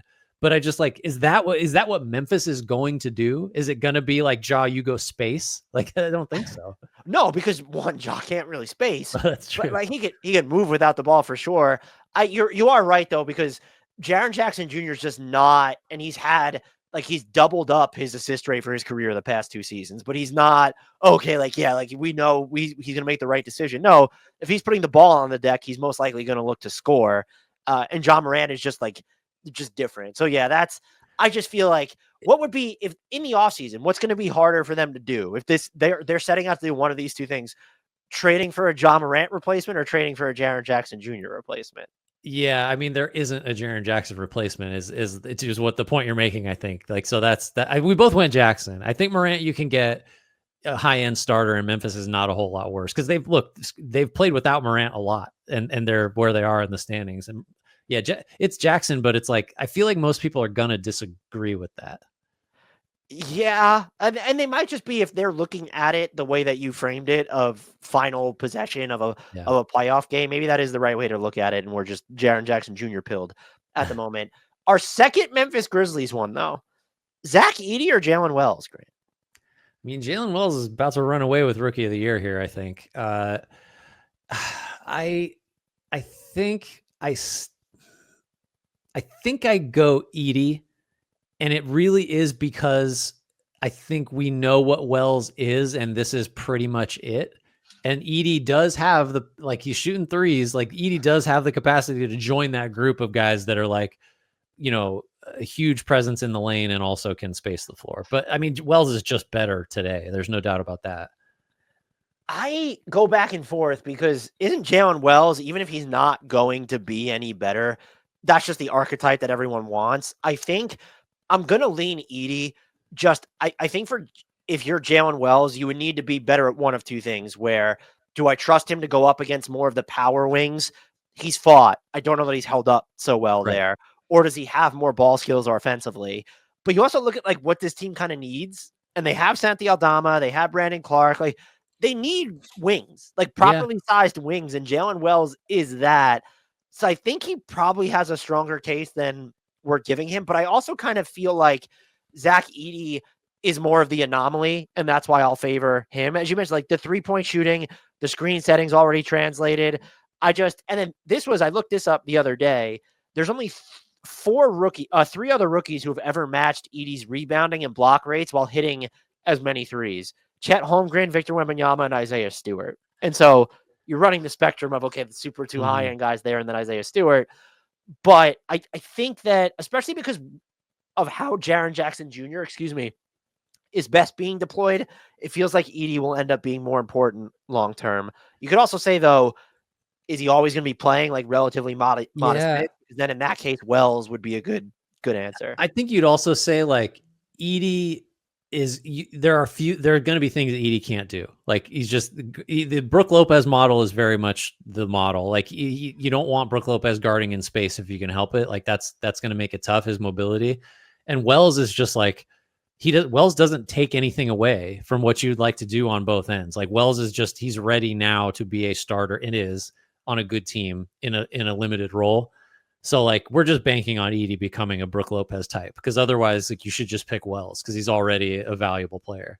For the Miami Heat, Khalil Ware or Tyler Hero, Grant? Oh man, I mean, this would have been easy a year ago, before Hero just started shooting threes, and Ware was in college because he wasn't on the team. I'm gonna go. I think I'm still going the mystery box thing. I just think the Hero player type is he's not Jordan Clarkson. He's a way better Jordan Clarkson, but it's that type of player, where he's not giving you anything defensively, and his size means that he's really not even, he's like a one position defender and you hide him. Whereas Ware might just be big and athletic and able to shoot threes and block shots. Like, I think I value that a little more. I feel like Miami's time horizon here complicates this for me, but because of their pick protections moving forward, like the picks that they owe, I just think it's Tyler Hero because he's the only player on the team now that is capable of driving their offense. And maybe that changes over the offseason or thereafter, but it's not Terry Rozier, it's not even Bam Adebayo in that. It's not going to be Andrew Wiggins. So I get what you're saying about catering to the upside, but what's the player comp even in terms of upside for Khalil Ware? Yeah, I don't know. I think really what as you're making your case, what it's making me realize is I don't really have any faith in the Heat's like midterm prospects or so I think I'm picking the younger guy who I think might matter on the version of the team that like maybe doesn't even have Hero anymore. Because I feel like that's the draft stuff does say that they need to care about now and the next couple years. So they but I just the hero player type doesn't do it for me. It's the Matherin. It's like that kind of thing. I initially proposed Khalil Ware or Andrew Wiggins, but would you have picked Wiggins over Tyler Hero? Probably not, because with the reasons you said of like somebody's got to make the offense run, and Wiggins is old enough to where you're not thinking about 5 years. I think if you would have picked Wiggins, we would have needed to have an intervention for you. Like there's some, I don't know what of these like scoring playmaking guards hurt you. Is it this like Jordan Poole, like PTSD or something? But maybe, yeah, it's a chicken or egg. I didn't love Jordan Poole, and he is that player type. I don't know if it's because of him or he just fits into that box. Hit me with the Milwaukee Bucks, Mr. Hughes. The Milwaukee Bucks, you must decide between Brook Lopez, mentioned several times by me already, or Kyle Kuzma, new friend. But hasn't looked too bad in Milwaukee either. I will say Kyle Kuzma's younger and under contract, but I still think it's Brook Lopez. It would really depend. I think this season specifically, it's still Brook Lopez. But even if you're moving beyond that a little bit, could you say Bobby Portis is either not going to opt out or comes back at a smaller number? I mean, especially following his 25-game suspension. And like maybe they view playing Giannis up even more. And because Brook Lopez is older, you have Kuzma, like maybe it is just Kuzma. But I still just think Brook Lopez is the archetype that we've kind of spent a lot of time saying, like, they're just not available. Like, still guy who can be a rim protector and is going to stretch the floor for you. So I still go him, even though I guess in theory, Kyle Kuzma should fill a higher value role. I would say at least on defense in a playoff setting. But you need to tell me that, maybe he was. I mean, like the base rim protector in a playoff setting doesn't matter. Unless you're going to tell me, here's my thing, that you're just going to have Giannis and Kuzma populate the front court moving forward. And that was the idea behind the trade. I couldn't pick Kuzma here. I just can't do it. No, I think Kuzma would need to be either an elite shooter or just even a better defender to make this close. I think Lopez is just like a fundamental part of like what this Bucks team is today, and today is what matters. Like, and again, if Kuzma were younger and or better, then you could start thinking about like, oh, what's he mean in the post Giannis world? Like he's not the level of player that factors into that side of it. So I think it's Lopez for me. Bonus one. Giannis or Doc Rivers? Who's more important? Who's going to be there longer? Is that the question? They're both. If one leaves, the other one's not going to be behind them for very far. Let's see. We're on to the Minnesota Timberwolves. We took some time to figure out which one we were going to pin down, but Naz Reid or Rob Dillingham? Who's more important to the Wolves' future? Oh boy. So we got to talk about like the kind of the pivot point thing, because Reid is approaching free agency and has looked really good. I mean, we already were kind of in the bag for him, but with Randall out, it's just like this guy can be a 20-point scorer that is going to spread the floor. And he did this when Karl Anthony Towns was injured last season. It's just like he can do this. And that's the thing is like, and he's probably going to get paid like a guy that can do this. And what does that mean? Do the Wolves walk? Do they add another high salary? Do they convince Julius Randle to leave so that it makes more sense? Do they convince him to leave? There's all that to think about. And also Reid is like, I'm constantly like, oh, he's only that old. Like, cause he just, I don't know. He just, you forget that he's, he's not 28. Like this isn't just like, oh, he's going to wear down. Is it crazy to still say Dillingham? I think that's where I'm going to, so we got to talk about what the time horizon is for them, which is tricky because they're not in the standings where they were last year, where it would have been just like, who's going to help over the next few months. So that pushes me more towards Dillingham, because every time you watch him, you see like the pre-draft billing on him of really, really hard to stay in front of, plays with a high level of confidence, like could be the on-ball guy that gets Anthony Edwards kind of into a role that makes like perfect use of what he's great at. So I'll go Dillingham. If it were a situation where like the Wolves had more control over Reed and maybe like, oh, what could they trade him for? I might go Reed. And Reed's a better player today by like a pretty clear margin. I just think considering what they gave up to get Dillingham, the role he might fill, the flashes I've seen, his youth, I think I lean Dillingham.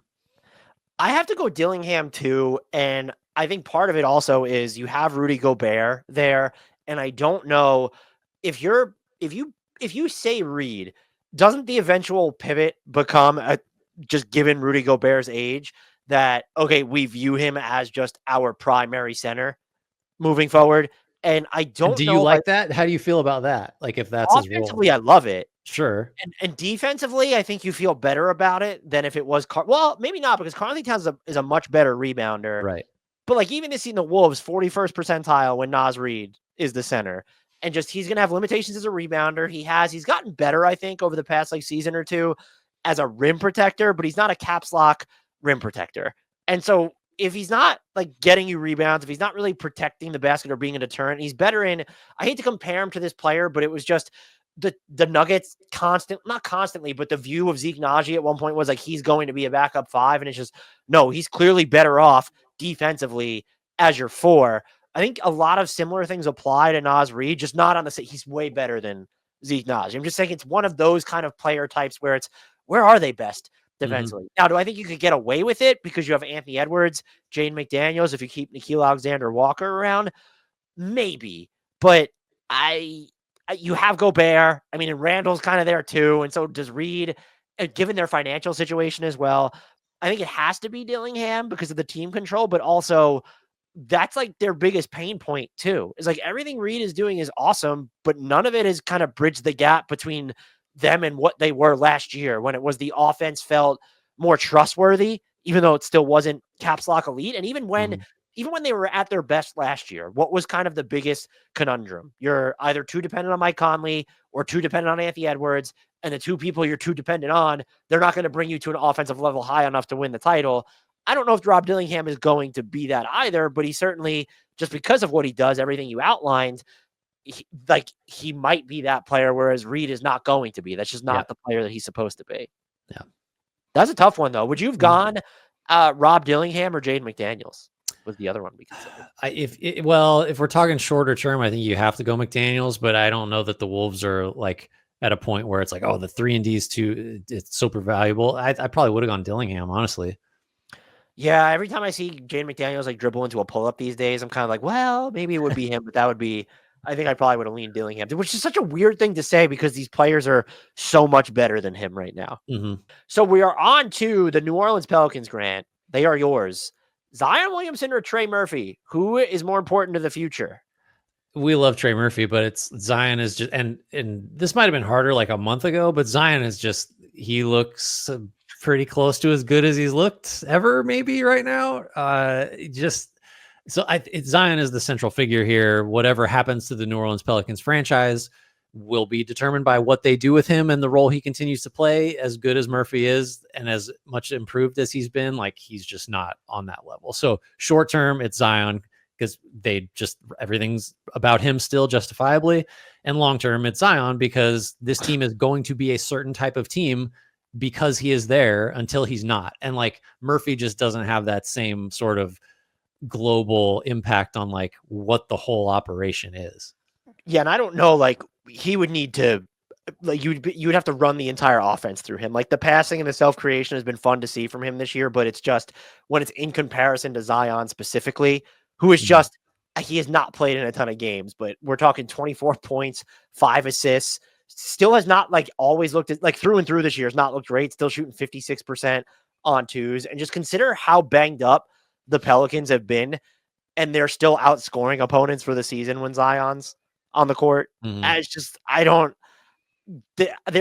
will never quit caffeine, random cheesecake binges, or Zion Williamson. Like Zion Williamson's top 10 player lightning in a bottle stuff I don't know if he'll ever play long enough to be that, but you Yeah. can't. I think he has to be the The answer. highs are just undeniable with him. It's just how long do they last? Who is it for the New York Knicks, Grant? Oh, I'm glad you have to lead off with this one. I guess we could tier this too. I'll just make it the wings. Is it OG or is it Mikal Bridges? Immediately, it's OG Anunoby, which is problematic. Long term, Why is it immediately him? because it's just he's shown more this season. Like, it's just offensively, Mikal Bridges still has the higher peak, but defensively, if you remove OG Anunoby from this team, the Knicks already aren't good enough. They will be a disaster. And Mikal Bridges was never like going to be able to do some of the bigger wing stuff or Right. like actual big man stuff that OG could theoretically do. But there's been the noise, especially at like the beginning and the middle beginning of the season with Mikal Bridges defensively wasn't great. It's Mikal Bridges because you gave up so much to get him. And I think you could make the case that he's been their fifth best player this season, which is just, there's a chance that trade goes down as all time terrible. He's also the one who could reach free agency sooner at this point. And you also look at it through, like, if the Knicks make any changes, it's not to get the second best player on the team or the second best, let's say, scorer on the team. That has been Karl-Anthony Towns this season. But now we're getting into more deeply into the discussions of like, what does Karl-Anthony Towns look like against the teams that the Knicks need to beat? The Cavs and Celtics are shooting like 84% at the rim against Karl-Anthony Towns this season. And like, he hasn't necessarily looked great on offense in those games. I still think that Mikal Bridges is probably the second most important player to the Knicks moving forward, aside from Jalen Brunson, in part because of what they gave up to get him. Maybe Karl-Anthony Towns is the second most important player overall, but when you look at what Mikal Bridges is supposed to do offensively and defensively, you still have to hold out hope for that player like arriving and sustaining, because we know OG is never going to be that type of player on offense. And there's still, like, to me, you have to hold out hope that Mikal Bridges can be at least the facsimile of a number 2-3 hybrid. Yeah, I think that's right. I think you catch yourself saying like, well, OG is the guy that gives Towns cover defensively. Like he handles that. But really Bridges is the guy that you need to be giving Brunson cover. And I think I don't know which of those, probably the Towns issue is bigger defensively just because he plays a more important position. It has to be Bridges because I think I'm not so hung up on like, yeah, man, they gave up a lot to get him. It's just like, well, that money's spent or those picks are spent. So I don't know. I'm trying to separate that from like going forward. He's that extension. He's going to be extension eligible. And if he signs it this season, I think people will still think that's below market even after this year or close to it. It's like, that's also kind of a pivot point for them. Are they going to have to invest when they've already paid OG Anunoby so much, like OG Anunoby type money in Mikal Bridges? That makes it even more clearly Bridges. It's just like he's going to make you have to make some tough financial calls. I think it's Bridges. I think almost like it's really partly because he just hasn't been good enough for the most part, and you need him to be. So I think maybe it's fair to expect like he can be, but he just has to. OG's been like kind of pretty much as advertised, maybe even like a little better in some ways. I think it's Bridges. This isn't necessarily what this is about, but like talking like swing piece, like he's a guy that should be consistently your third leading scorer on good efficiency and someone that's making plays in addition to Brunson. Like he should be that. And he should be the guy that's shutting down ones and twos and some threes. And he hasn't always been that. So that just makes him critical because that's what he's here for. That's what they gave up all that for him to do. And they need that to happen. So like, I don't know what term to label it with, but it's like, I guess it's kind of X factory. He's got to be that X factor. Do you think he's more important to their future than Karl-Anthony Towns? Because I know Towns have been better this year, but because of like, I guess you have to give it more than this playoff run if things don't go according to plan. But how else are you supposed to insulate the Brunson Karl-Anthony Towns dynamic on defense? Like, you can upgrade from Josh Hart, I guess, defensively, right? And are we sure that? And what does that look like? Is it playing a big, or is it getting? What do you need, another OG Anunoby? In which case, so it's just, that's the other thing I've kind of given thought to. Again, the Knicks are a good team, but they're very clearly not a contender. I think we could just say that with confidence now. I think you got me there. The thing that becomes interesting then is, well, how do you optimize their championship stock when you have Brunson and Towns? And if let's just say, like, not that Mitchell Robinson's kind of the last card to play, but like if you decide that it's not with Karl Anthony Towns as your quote unquote four for a good amount of time, then doesn't Karl Anthony Towns not even become expendable, but like someone that you should probably move? Yeah, maybe. I mean, I think you weigh all that against like Towns, what Towns is good at, he's been so much better at than Bridges this year. You know, like you're asking kind of more of the next couple of years. Like if things don't go well in these Well, playoffs and you you're know what it is? Because disappointed, like what do you do? I've written this year off. It's like I'm not saying the Knicks are bad, but like they might win a playoff series. I don't see them beating the Cavs or the Celtics. I don't even think that they'll have a realistic chance. I mean, if they do, I will happily eat that crow. Sure. But Yeah. You don't think they have like a puncher's? I think you're right. I think like if you view them as on the same level as Cleveland and Boston, you haven't been paying attention. I think I still like I've seen Brunson do some pretty amazing stuff like in big games, and I think they have like a puncher's chance. It's a cop out. Sixers. That's it's like this team is just Brunson's had to pull these heroics out of his ass in games that they have no business needing heroics. Like, Yeah, so you shouldn't need to do this. Yeah. So and by the way, Brunson has been kind of culpable of points for like some of the offensive stickiness that they have against some of these better teams. And I think Karl Towns is a fantastic player. If it ends up being, and I don't think it's going to be because of the limitations on offense then, and it's not, maybe I'd feel differently if the Knicks' offense had been on fire against Cleveland. It hasn't. Like it's been fine to bad. Mm-hmm. And so I look at it and say, if Mitchell Robinson's not the answer, how do you properly then build? Or like I would say that you need another OG Anunoby, and that's not they have no like you got another $250 million to get one. Or do you don't have the assets to get one? And if you're getting one, did you trade Jalen Brunson to get him, or did you have to give up OG Anunoby to get the next OG Anunoby? Like I don't. Last thing on the Knicks, so here's where I've landed. I wrote this the other day. I think they're in a tier by themselves, and I think they're actually closer to Boston, Cleveland than they are to like Indy, Detroit, Orlando, or like with that chunk, really just Indy, Detroit, I guess. I think they're closer to the top than the middle. You have them above like Memphis, Houston, Denver. I'm just talking in the East, in the East. I would probably be more inclined to I would say they're closer to Milwaukee, Indy than Boston. Oh, Milwaukee, that's what I forgot. I think it's pretty clear. Okay. I think the upside's still there, but I could be wrong. Here's my question, and I don't mean to make it about this, but the other card they could play is, do you see and I think that he's been more flexible than he was in years past, like over the past couple seasons, but like, does changing the coach change the complexion of the defense at all enough? Because the personnel will still be the personnel, but maybe you're just saying, okay, Karl Anthony Towns is the center and they're playing hyper aggressively anyway. He's not spending as much time in drop.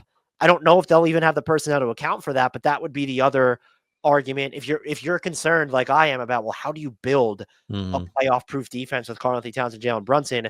Do you think a coaching change could be the answer? No, I mean, I think the knock Thibodeau, I think, has rightly been credited with like regular season wise, he kind of maxes out what he's going to get out of a team. So yours is more of a playoff question, but like, I think it's personnel. Like it's Brunson and Towns. A little bit of survival too, maybe if Thibodeau played some guys a little less, but Brunson and Towns together is just like opposing offenses are like, cool. We got like these are your pick and roll. Like we're good with this. So I don't know what coaching tweaks you could make that maybe if you employ like some genius from like Sweden that specializes in like pre-switching, so your whole defense is just geared around not involving Towns or Brunson in the play somehow. Like I don't know, it's just that maybe then. I was trying to think of the player, like not that they could realistically get, but like a realistic type of player that I think would make me feel a lot better about the Knicks' defense in the playoffs. And the name I came up with is still just so high end that it's a little demoralizing. Maybe like Tamani Kamara on this team. Yeah. Like that's the type of player that they need, and that's honestly almost not okay. Aaron Gordon, maybe like can you get him? Right, Herb Jones. Maybe not Herb Jones. It's tough. Yeah. So we are on to the Oklahoma City Thunder. Grant, deep breaths, calm down. We're gonna get through this together. Except we're not, because I'm gonna let you take the talking stick. Chet Holmgren or Jalen Williams? Have we already talked about this before? We probably during that 5-year exercise that we did at the beginning of the year where we took listeners, like we had it was almost like 100 combinations of players. Man, I just want to, because I don't want to go against what I've said in the past, but I don't know if you've ever been put to a decision of either or here. I think it's Chet, and that feels like blasphemy, but I think Jalen Williams is very good at everything, and I think, and like, oh man, is it Chet? Oh, Here's my thing. They cobbled together one of the best defenses of all time without Chet Holmgren. yeah, but does he make? But my point would then be if you're picking Chet Holmgren, it's because you think he's going to do more to elevate the non-SGA offense, even when SGA is on the floor, than Jalen Williams would. And Which, based on the numbers, feels like almost anyone could do, but obviously the numbers don't totally control here. So I'm going to talk it out because I'm already wanting to back off of. I'll pose one more question to you. Yeah, you've seen J-Dub play center. I haven't seen Chet play shooting guard. That's true. I think so. And I already feel myself backing off of this. The reason I'm tempted to say Chet, let's start there, is that I think he offers the team, again, this is theoretical because the defense was, you said it, was elite without him. I think he offers the team like lineup looks and just versatility potential on both ends that feels just incredibly hard to find. Like that, just so few other guys could give them, with his spacing, with like his potential for offensive growth going forward. He's a defensive player of the year caliber defender that you can't really attack with switches. Like he could be like truly spectacular in a role that like no one can fill. And then the question is like, even if he is that, does that matter more than a do-it-all wing who plays at an all-star level that can really be like a better Jaylen Brown to your SGA's Jason Tatum? Maybe not right now, but maybe right now, and definitely down the line. I think maybe I got to walk it back because the wing position matters so much. You got to have two of them, and on-off stuff notwithstanding, I think J-Dub is still. You're not picking many young wings over him. I think maybe I'll go Jalen Williams, but you could really sell me on Chet if you could promise me he's going to be healthy and hit his potential offensively. I would agree with pretty much everything you said. I wonder if there's the even simpler way to do it would be take Jalen Williams off this team right now, or take Chet Holmgren off this team right now, which we did. But are they better in the playoffs? And so it almost comes down to, do you trust like, okay, it's Isaiah Hartenstein, and then you have some Kenrich Williams sprinkled in there to replace Chet versus, because one of the other things I considered when I was thinking about this was, it's not that OKC is old, but like you can see some of the guys in the perimeter spots maybe like aging out or running their utility, like kind of like Alex Caruso for sure has not looked great. Like was injured, hasn't looked great since. And then it's, well, Case and Wallace is just so limited. And it's because they have, now this might have been, Chet would have had a stronger case last season, not only because he wasn't healthy, because he was healthy, excuse me, but because Isaiah Hartenstein wasn't there. The team context really does matter, because you take Jalen out and it's just like SGA has nobody. And if you take Chet out, which they did, you still have Hartenstein, and you also have J-Dub who could just play center. So it's like, yeah, I think it's clearer and clearer that's probably Jalen Williams. But isn't that just nuts to say because of how good Chet can be? Yeah. But the other, by the way, I didn't give this thought till now. If you're really a believer in Nikola Topic, the answer could, like, does it skew Chet at all? And would some people think like, well, if you got rid of J-Dub, could Aaron Wiggins scale up even more? The Thunder, that's fascinating, but this is a tough choice. I would just skew J-Dub. I think he's like more anomalous for what he does, and then the team context kind of seals it for me. Maybe I'd feel differently if we saw more of them without J-Dub, though. Right. Yeah. I am not going to enjoy taking this next one. Oh, good. Okay, Dan, we got Orlando. Another just back-to-backs here. Franz Wagner, Paulo Banchero. I'm basically going off just vibes. But my feel is I'm picking Paolo Banchero, and I don't. In the moment, it doesn't feel like the right answer, and neither of them have played particularly well since coming back from injury. But Paolo Banchero has looked a lot worse. I still just look at him, and I do believe that he's the better passer. And when you're gonna see if both of them are on the floor, who's going to command like more of the defensive attention, like Paolo Banchero, to me. And I think that and this is maybe I'm still underrating Franz Wagner's playmaking. I don't know. I think that Paolo Banchero has the higher ceiling for all that he can do, like the scoring versatility when he's on the ball. And it's I hate picking this because Franz remember the question I posed to you, like I think over the offseason was kind of, okay, like, is it Jalen Suggs or Franz Wagner? But now it's become like Paolo Banchero or Franz Wagner. And that's a testament to what Franz is doing. And I'm curious to see if anyone, like, let us know in the comments or Discord, who would you be picking here? If you're Magic fans, like, are you picking as Franz shown enough this year where it's like, yeah, he's shouldered probably like tougher defensive assignments, like who's guarding him. But that had so much to do with Paolo Banchero being absent overall, I think. Is Paolo more important? Because if you decide that Franz Wagner is the more important player, can Paolo Banchero be on this team? Whereas if you decide that Paolo Banchero is the engine of your offense, like Franz Wagner can very clearly still be on this team. So would you agree that Franz has played, however, albeit briefly, earlier this season I'm talking about, at a higher level than Paolo has ever reached?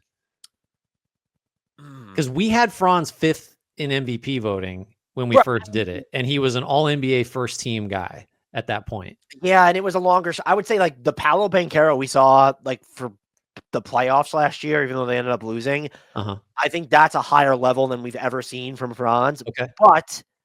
But Franz did it for longer and without Paolo Banchero. So that's my main hang up. I'm still going Paolo, and the reason is it's you can't really say this fairly about anybody this young, talking about either of them. I don't know what Franz does to get significantly better, whereas Paolo, I think, may not need to get much better because, like you said, like that playoff run was something. I think I still think there's more room for Banchero to improve, and I think it's likelier that he does get better. And the other key thing is like his size. Like they're both big wings.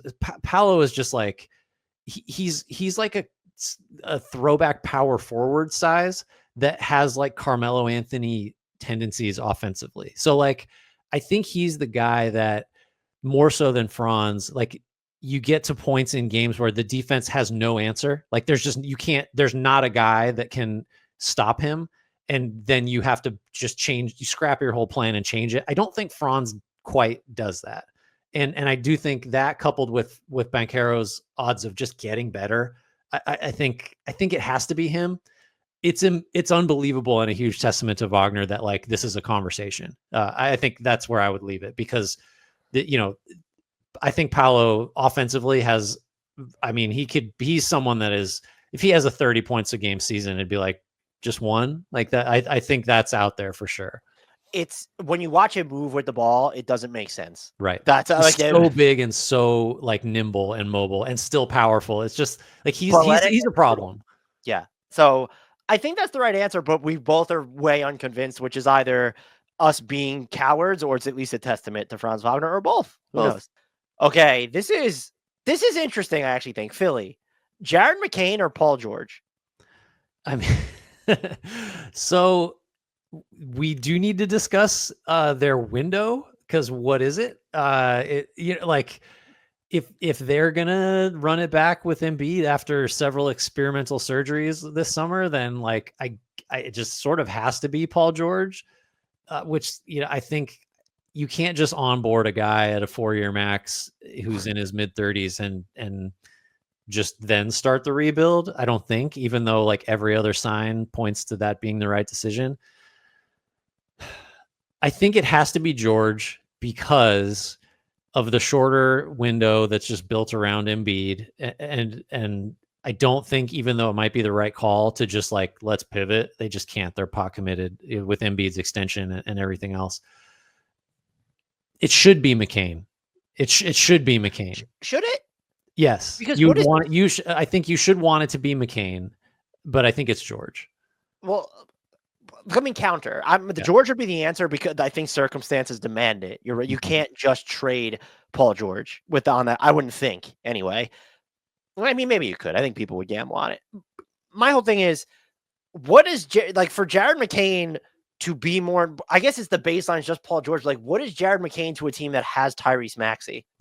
Well, so what I'm saying is like that's totally a valid question. I think because it's just McCain or George, like that's part of why it's George. But what you would like is for like McCain to be in a situation where overall you're not so concerned about that because you're just starting over and you want the young talent. Like that's what you care about.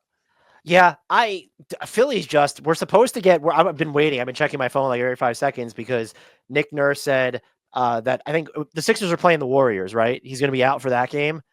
Maybe I'm getting the team wrong, but we're like, they keep saying there was reporting and then Nick Nurse kind of said, like, there'll be more news soon, which just sounds super ominous. It's just going to be a shutdown. That's what it'll be. Shutdown, which is probably the right call. I do think in retrospect, based off the reporting we've now seen, I really believe we collectively oversimplified it because I kind of appreciate the dilemma that they were going through with him. Be like, you could get through, should they have then gone all in on Paul George, paid Embiid if there was this much uncertainty, but they don't have an answer. And so they've been trying different shit. It just hasn't worked and nothing may work. So I'm a little bit more empathetic to like kind of the Sixers situation than a lot of other people. What I will say is, like, is there just a scenario where if we did this in June, that McCain is the answer? Because, or I'll say it this way, what would it actually take? Is there a scenario where the Sixers don't move Embiid or we don't decide that Embiid is just done, that McCain could be the answer? I don't think it could be. I think what you're saying is right. Like it would have to mean if McCain is the answer, it means you've traded Embiid or like, because the maxi fit is like, it's just an issue. And so many other things would have to change for McCain to be in that position. I don't think it's realistic. Grant, who do we got from this is so sad. Oh man, I'm glad I get to ask you. For Phoenix, Ryan Dunn or Oso Ighodaro?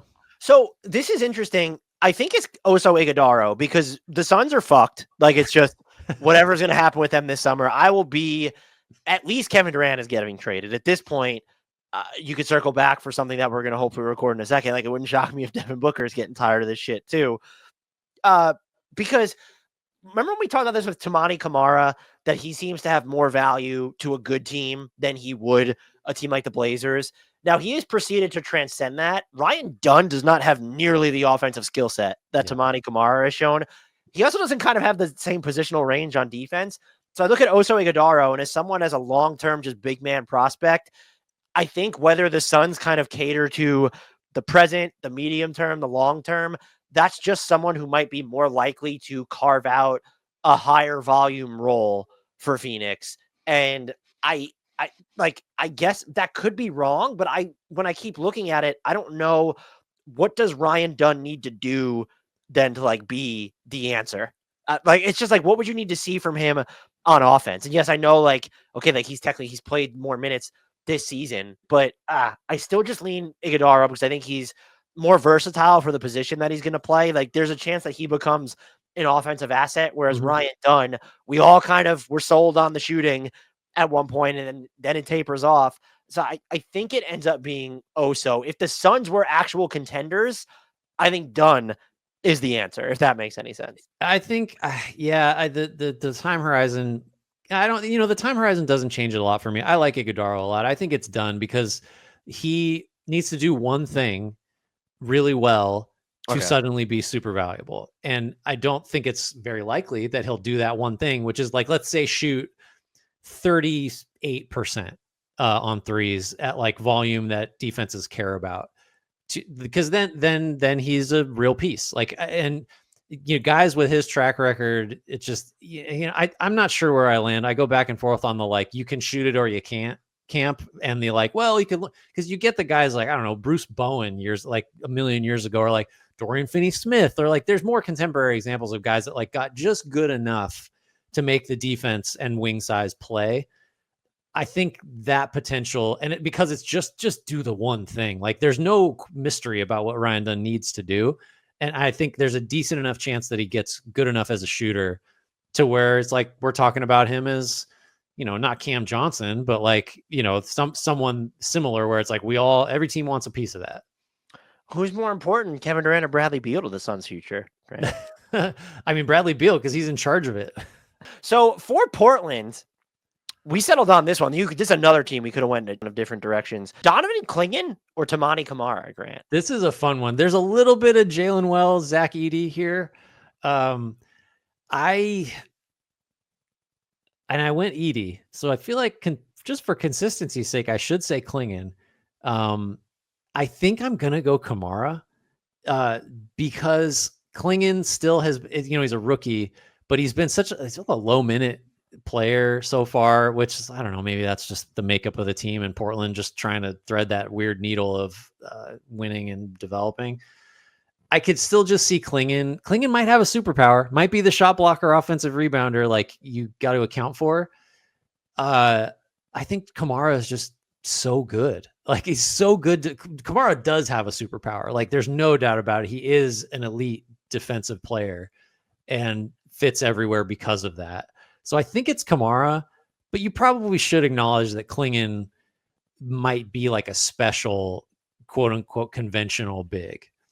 Yeah, he's a first. I mean, if depending on how much you factor in minutes, he's a first team all rookie case, I think. And that's kind of the two deciding factors are like Portland doesn't seem to view him as like a high minute big right now. And I understand that there's alternatives on the roster, but I'm wondering if that's more of a, like not a bug, but it's like their plan. Like this isn't just a one-off. Yeah. Maybe they just want him to build up his stamina. And he had an injury that he dealt with previously.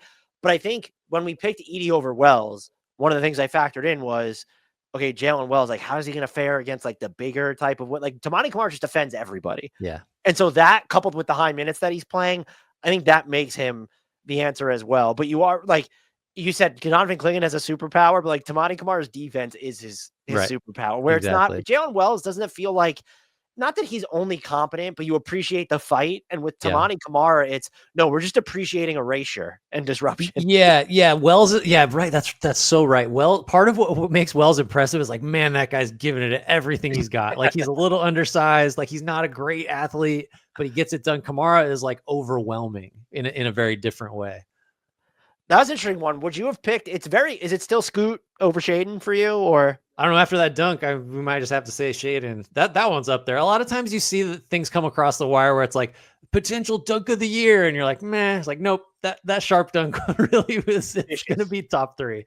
It's Scoot though. Scoot's just he's the potential offensive engine. Like that's what he's supposed to be. Sharp's not that guy. Okay. Oh, this one's you to give to me. Good. Sacramento Kings, make a decision, Dan. Domantas Sabonis or Keegan Murray?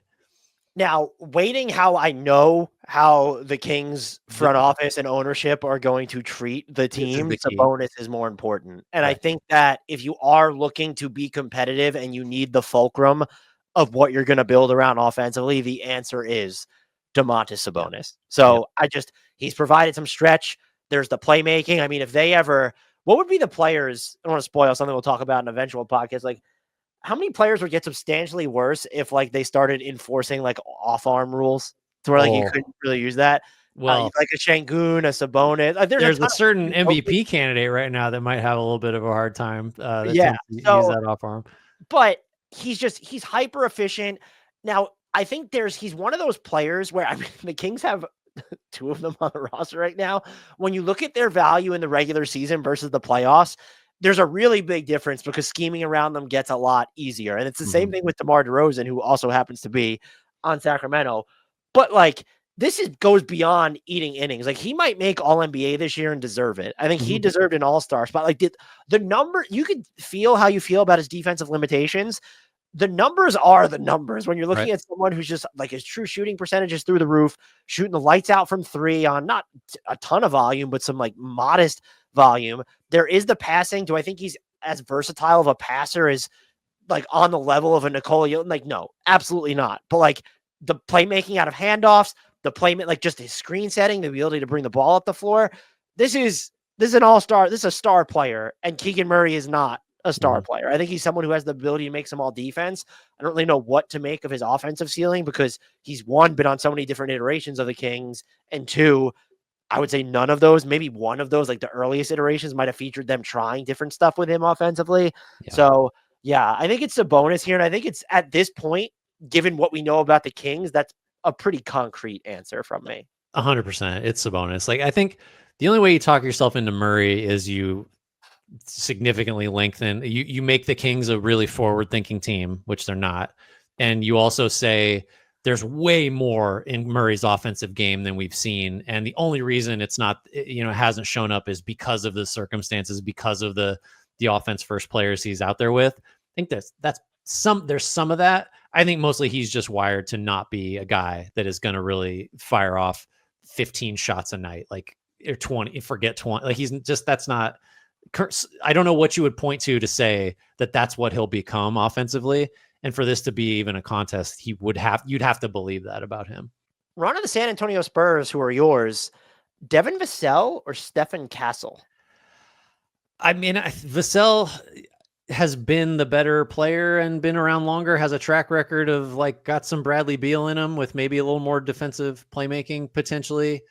It's still Castle because the Spurs are now.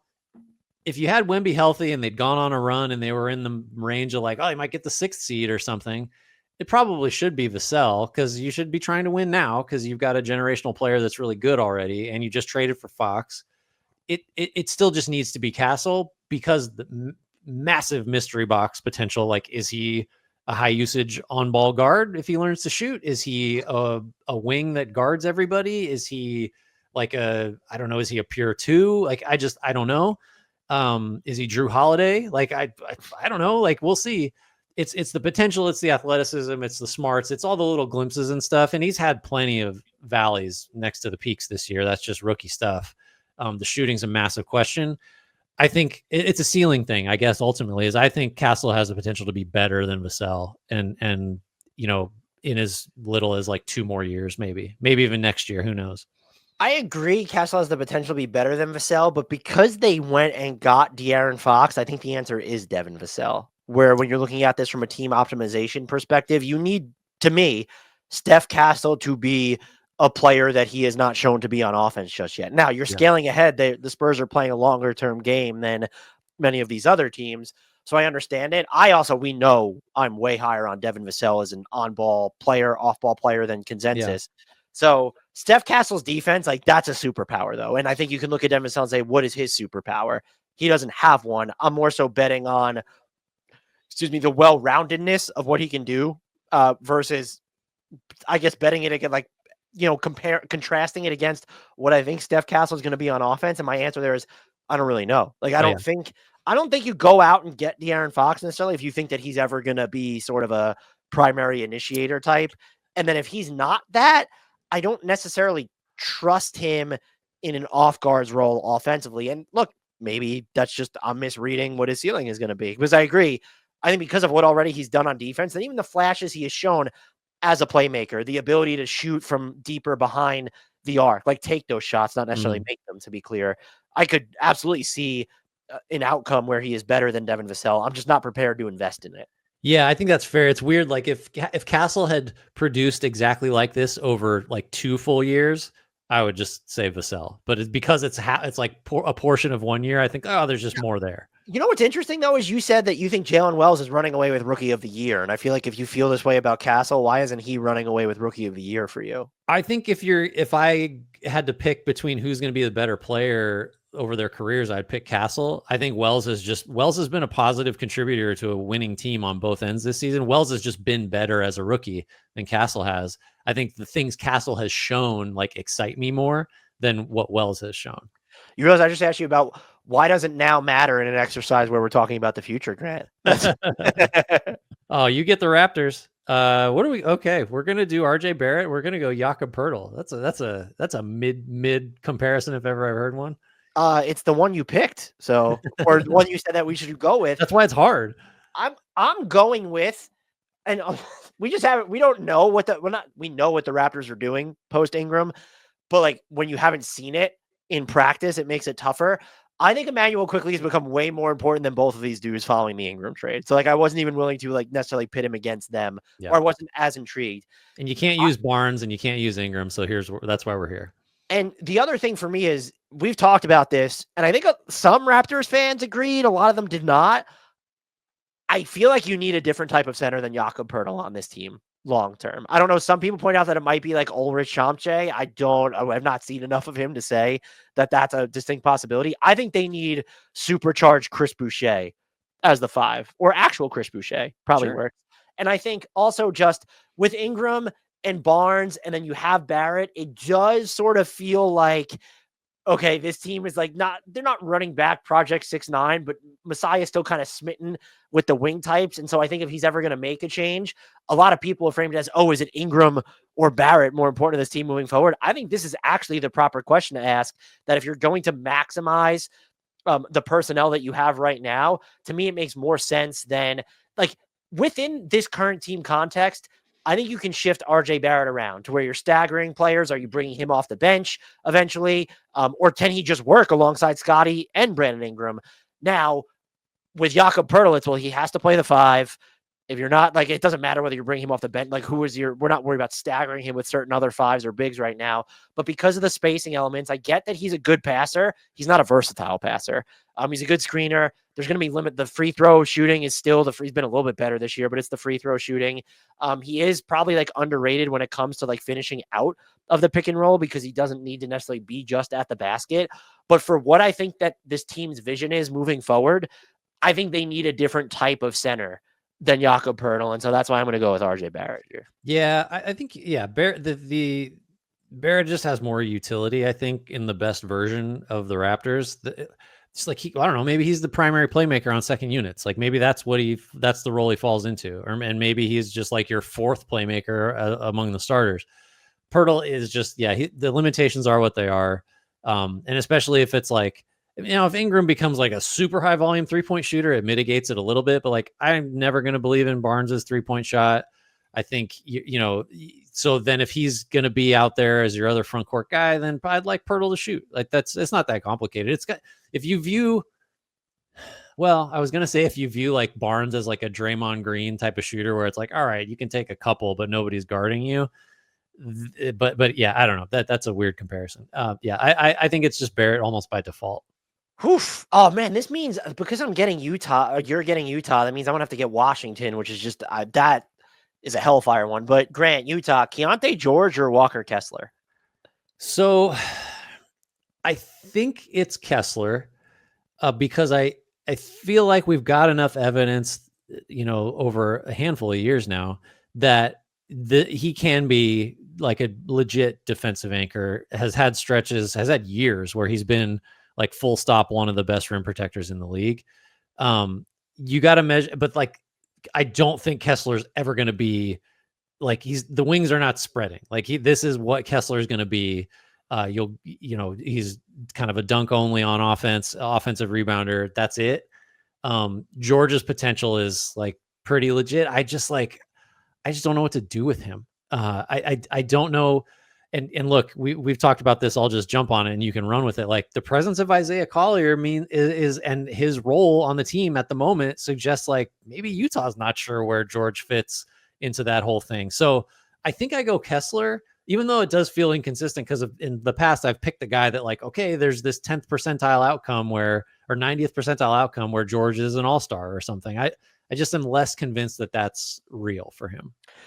Because he's looked so much better when it comes to drawing fouls, specifically coming off the bench, even as a passer with Keontae George, I think the answer has to be Walker Kessler, which disappoints me because I was pretty high on George, and I still think he could be a good NBA player, but I think I want to say, was it Nate Duncan might have said like he just feels like he's going to settle into being a third guard. And if that's like what we believe that he's going to be, I think for this to change, just because Walker Kessler, to use your word, the thematic word of the podcast, has the superpower as just like a rim protector. And you'd like him to be a little bit more dynamic on offense, but that's what that archetype, like that's what you typically are going to get out of it. You know that he can be a starting caliber center. Can Keontae George be a starting caliber guard? I think he's going to have to score a lot more efficiently than we've seen. And I don't know if I want to separate it from the environment in Utah and like the circumstances under which he's having to operate.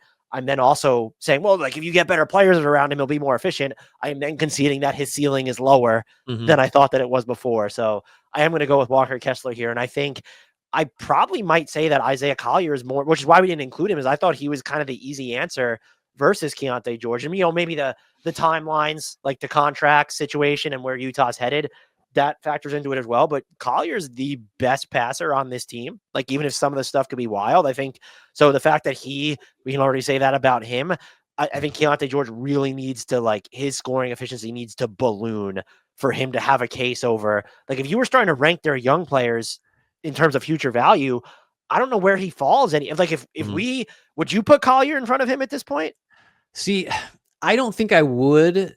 Only because I think the shooting with him is even scarier than it is with George. But I think it's fair to say that Collier, like, if you're focusing on like strengths as the main, like if you just care about like, let's rank these guys by like, okay, what's the thing they do best and how much does it matter? Like Collier might just as like a driver and passer have a better like set of strengths than George does. Because what would you say? We talked about this last pod, right? Like, what's George's? We'll stop using superpower. Like, what's his carrying skill? Like, what's the thing that we know he's going to do this?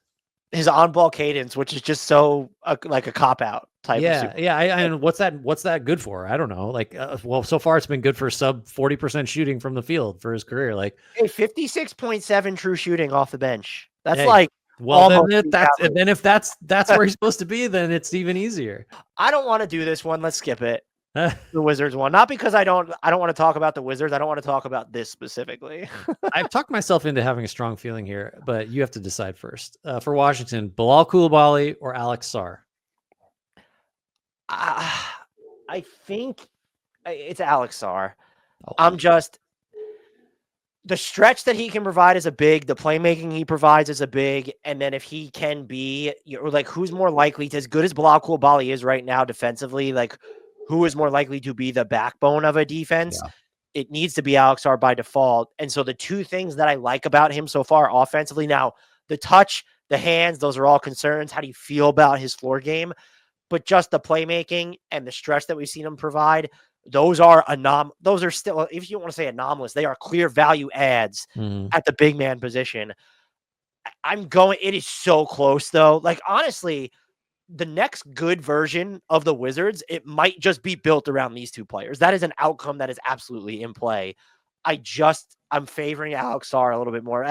That really pains me because I love Bilal. So the only thing I like better than a big guy who can really defend and stretch the floor is a big wing that might be your primary playmaker and a really good shooter and a great defender. So I'm going Coulibaly. It's super tough.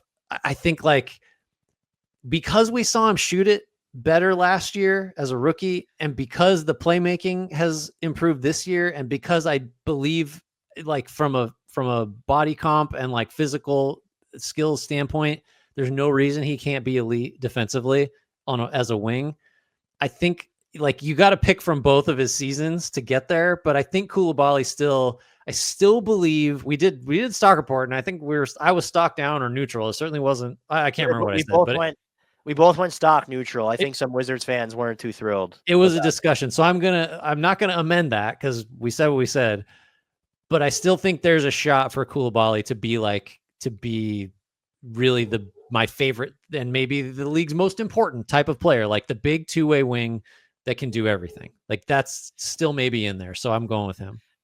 I assume Bilal is going to be a more efficient scorer moving forward. I think for me to pick him over Sarr, the playmaking would need to pop because if he's not like even more, and then even if he like, I guess it has to happen in tandem because if he's not a super efficient on-ball scorer, you're going to take the ball out of his hands then presumably more. And so it's then if you're talking about more of just a supercharged 3-and-D wing is where it get like where, but could this be a situation? I'm trying to think of what's a team that's built around like equals, just like like LeBron, Luca in LA, like that's like the extreme. But yeah, but they're like different player types too. I mean, there's too many guys there, but it's almost like a Cleveland thing where you got your Mobley and then you got your Mitchell, or your Mobley and your Garland, where it's like they're not taking anything away from each other, but it's like, I don't know, it's who really in the moment is better. do you know what's impacting me a little bit too here? Because I mentioned this in the stock report, and that might be the wrong way to look at this. But when the Wizards are operating on such a longer term window,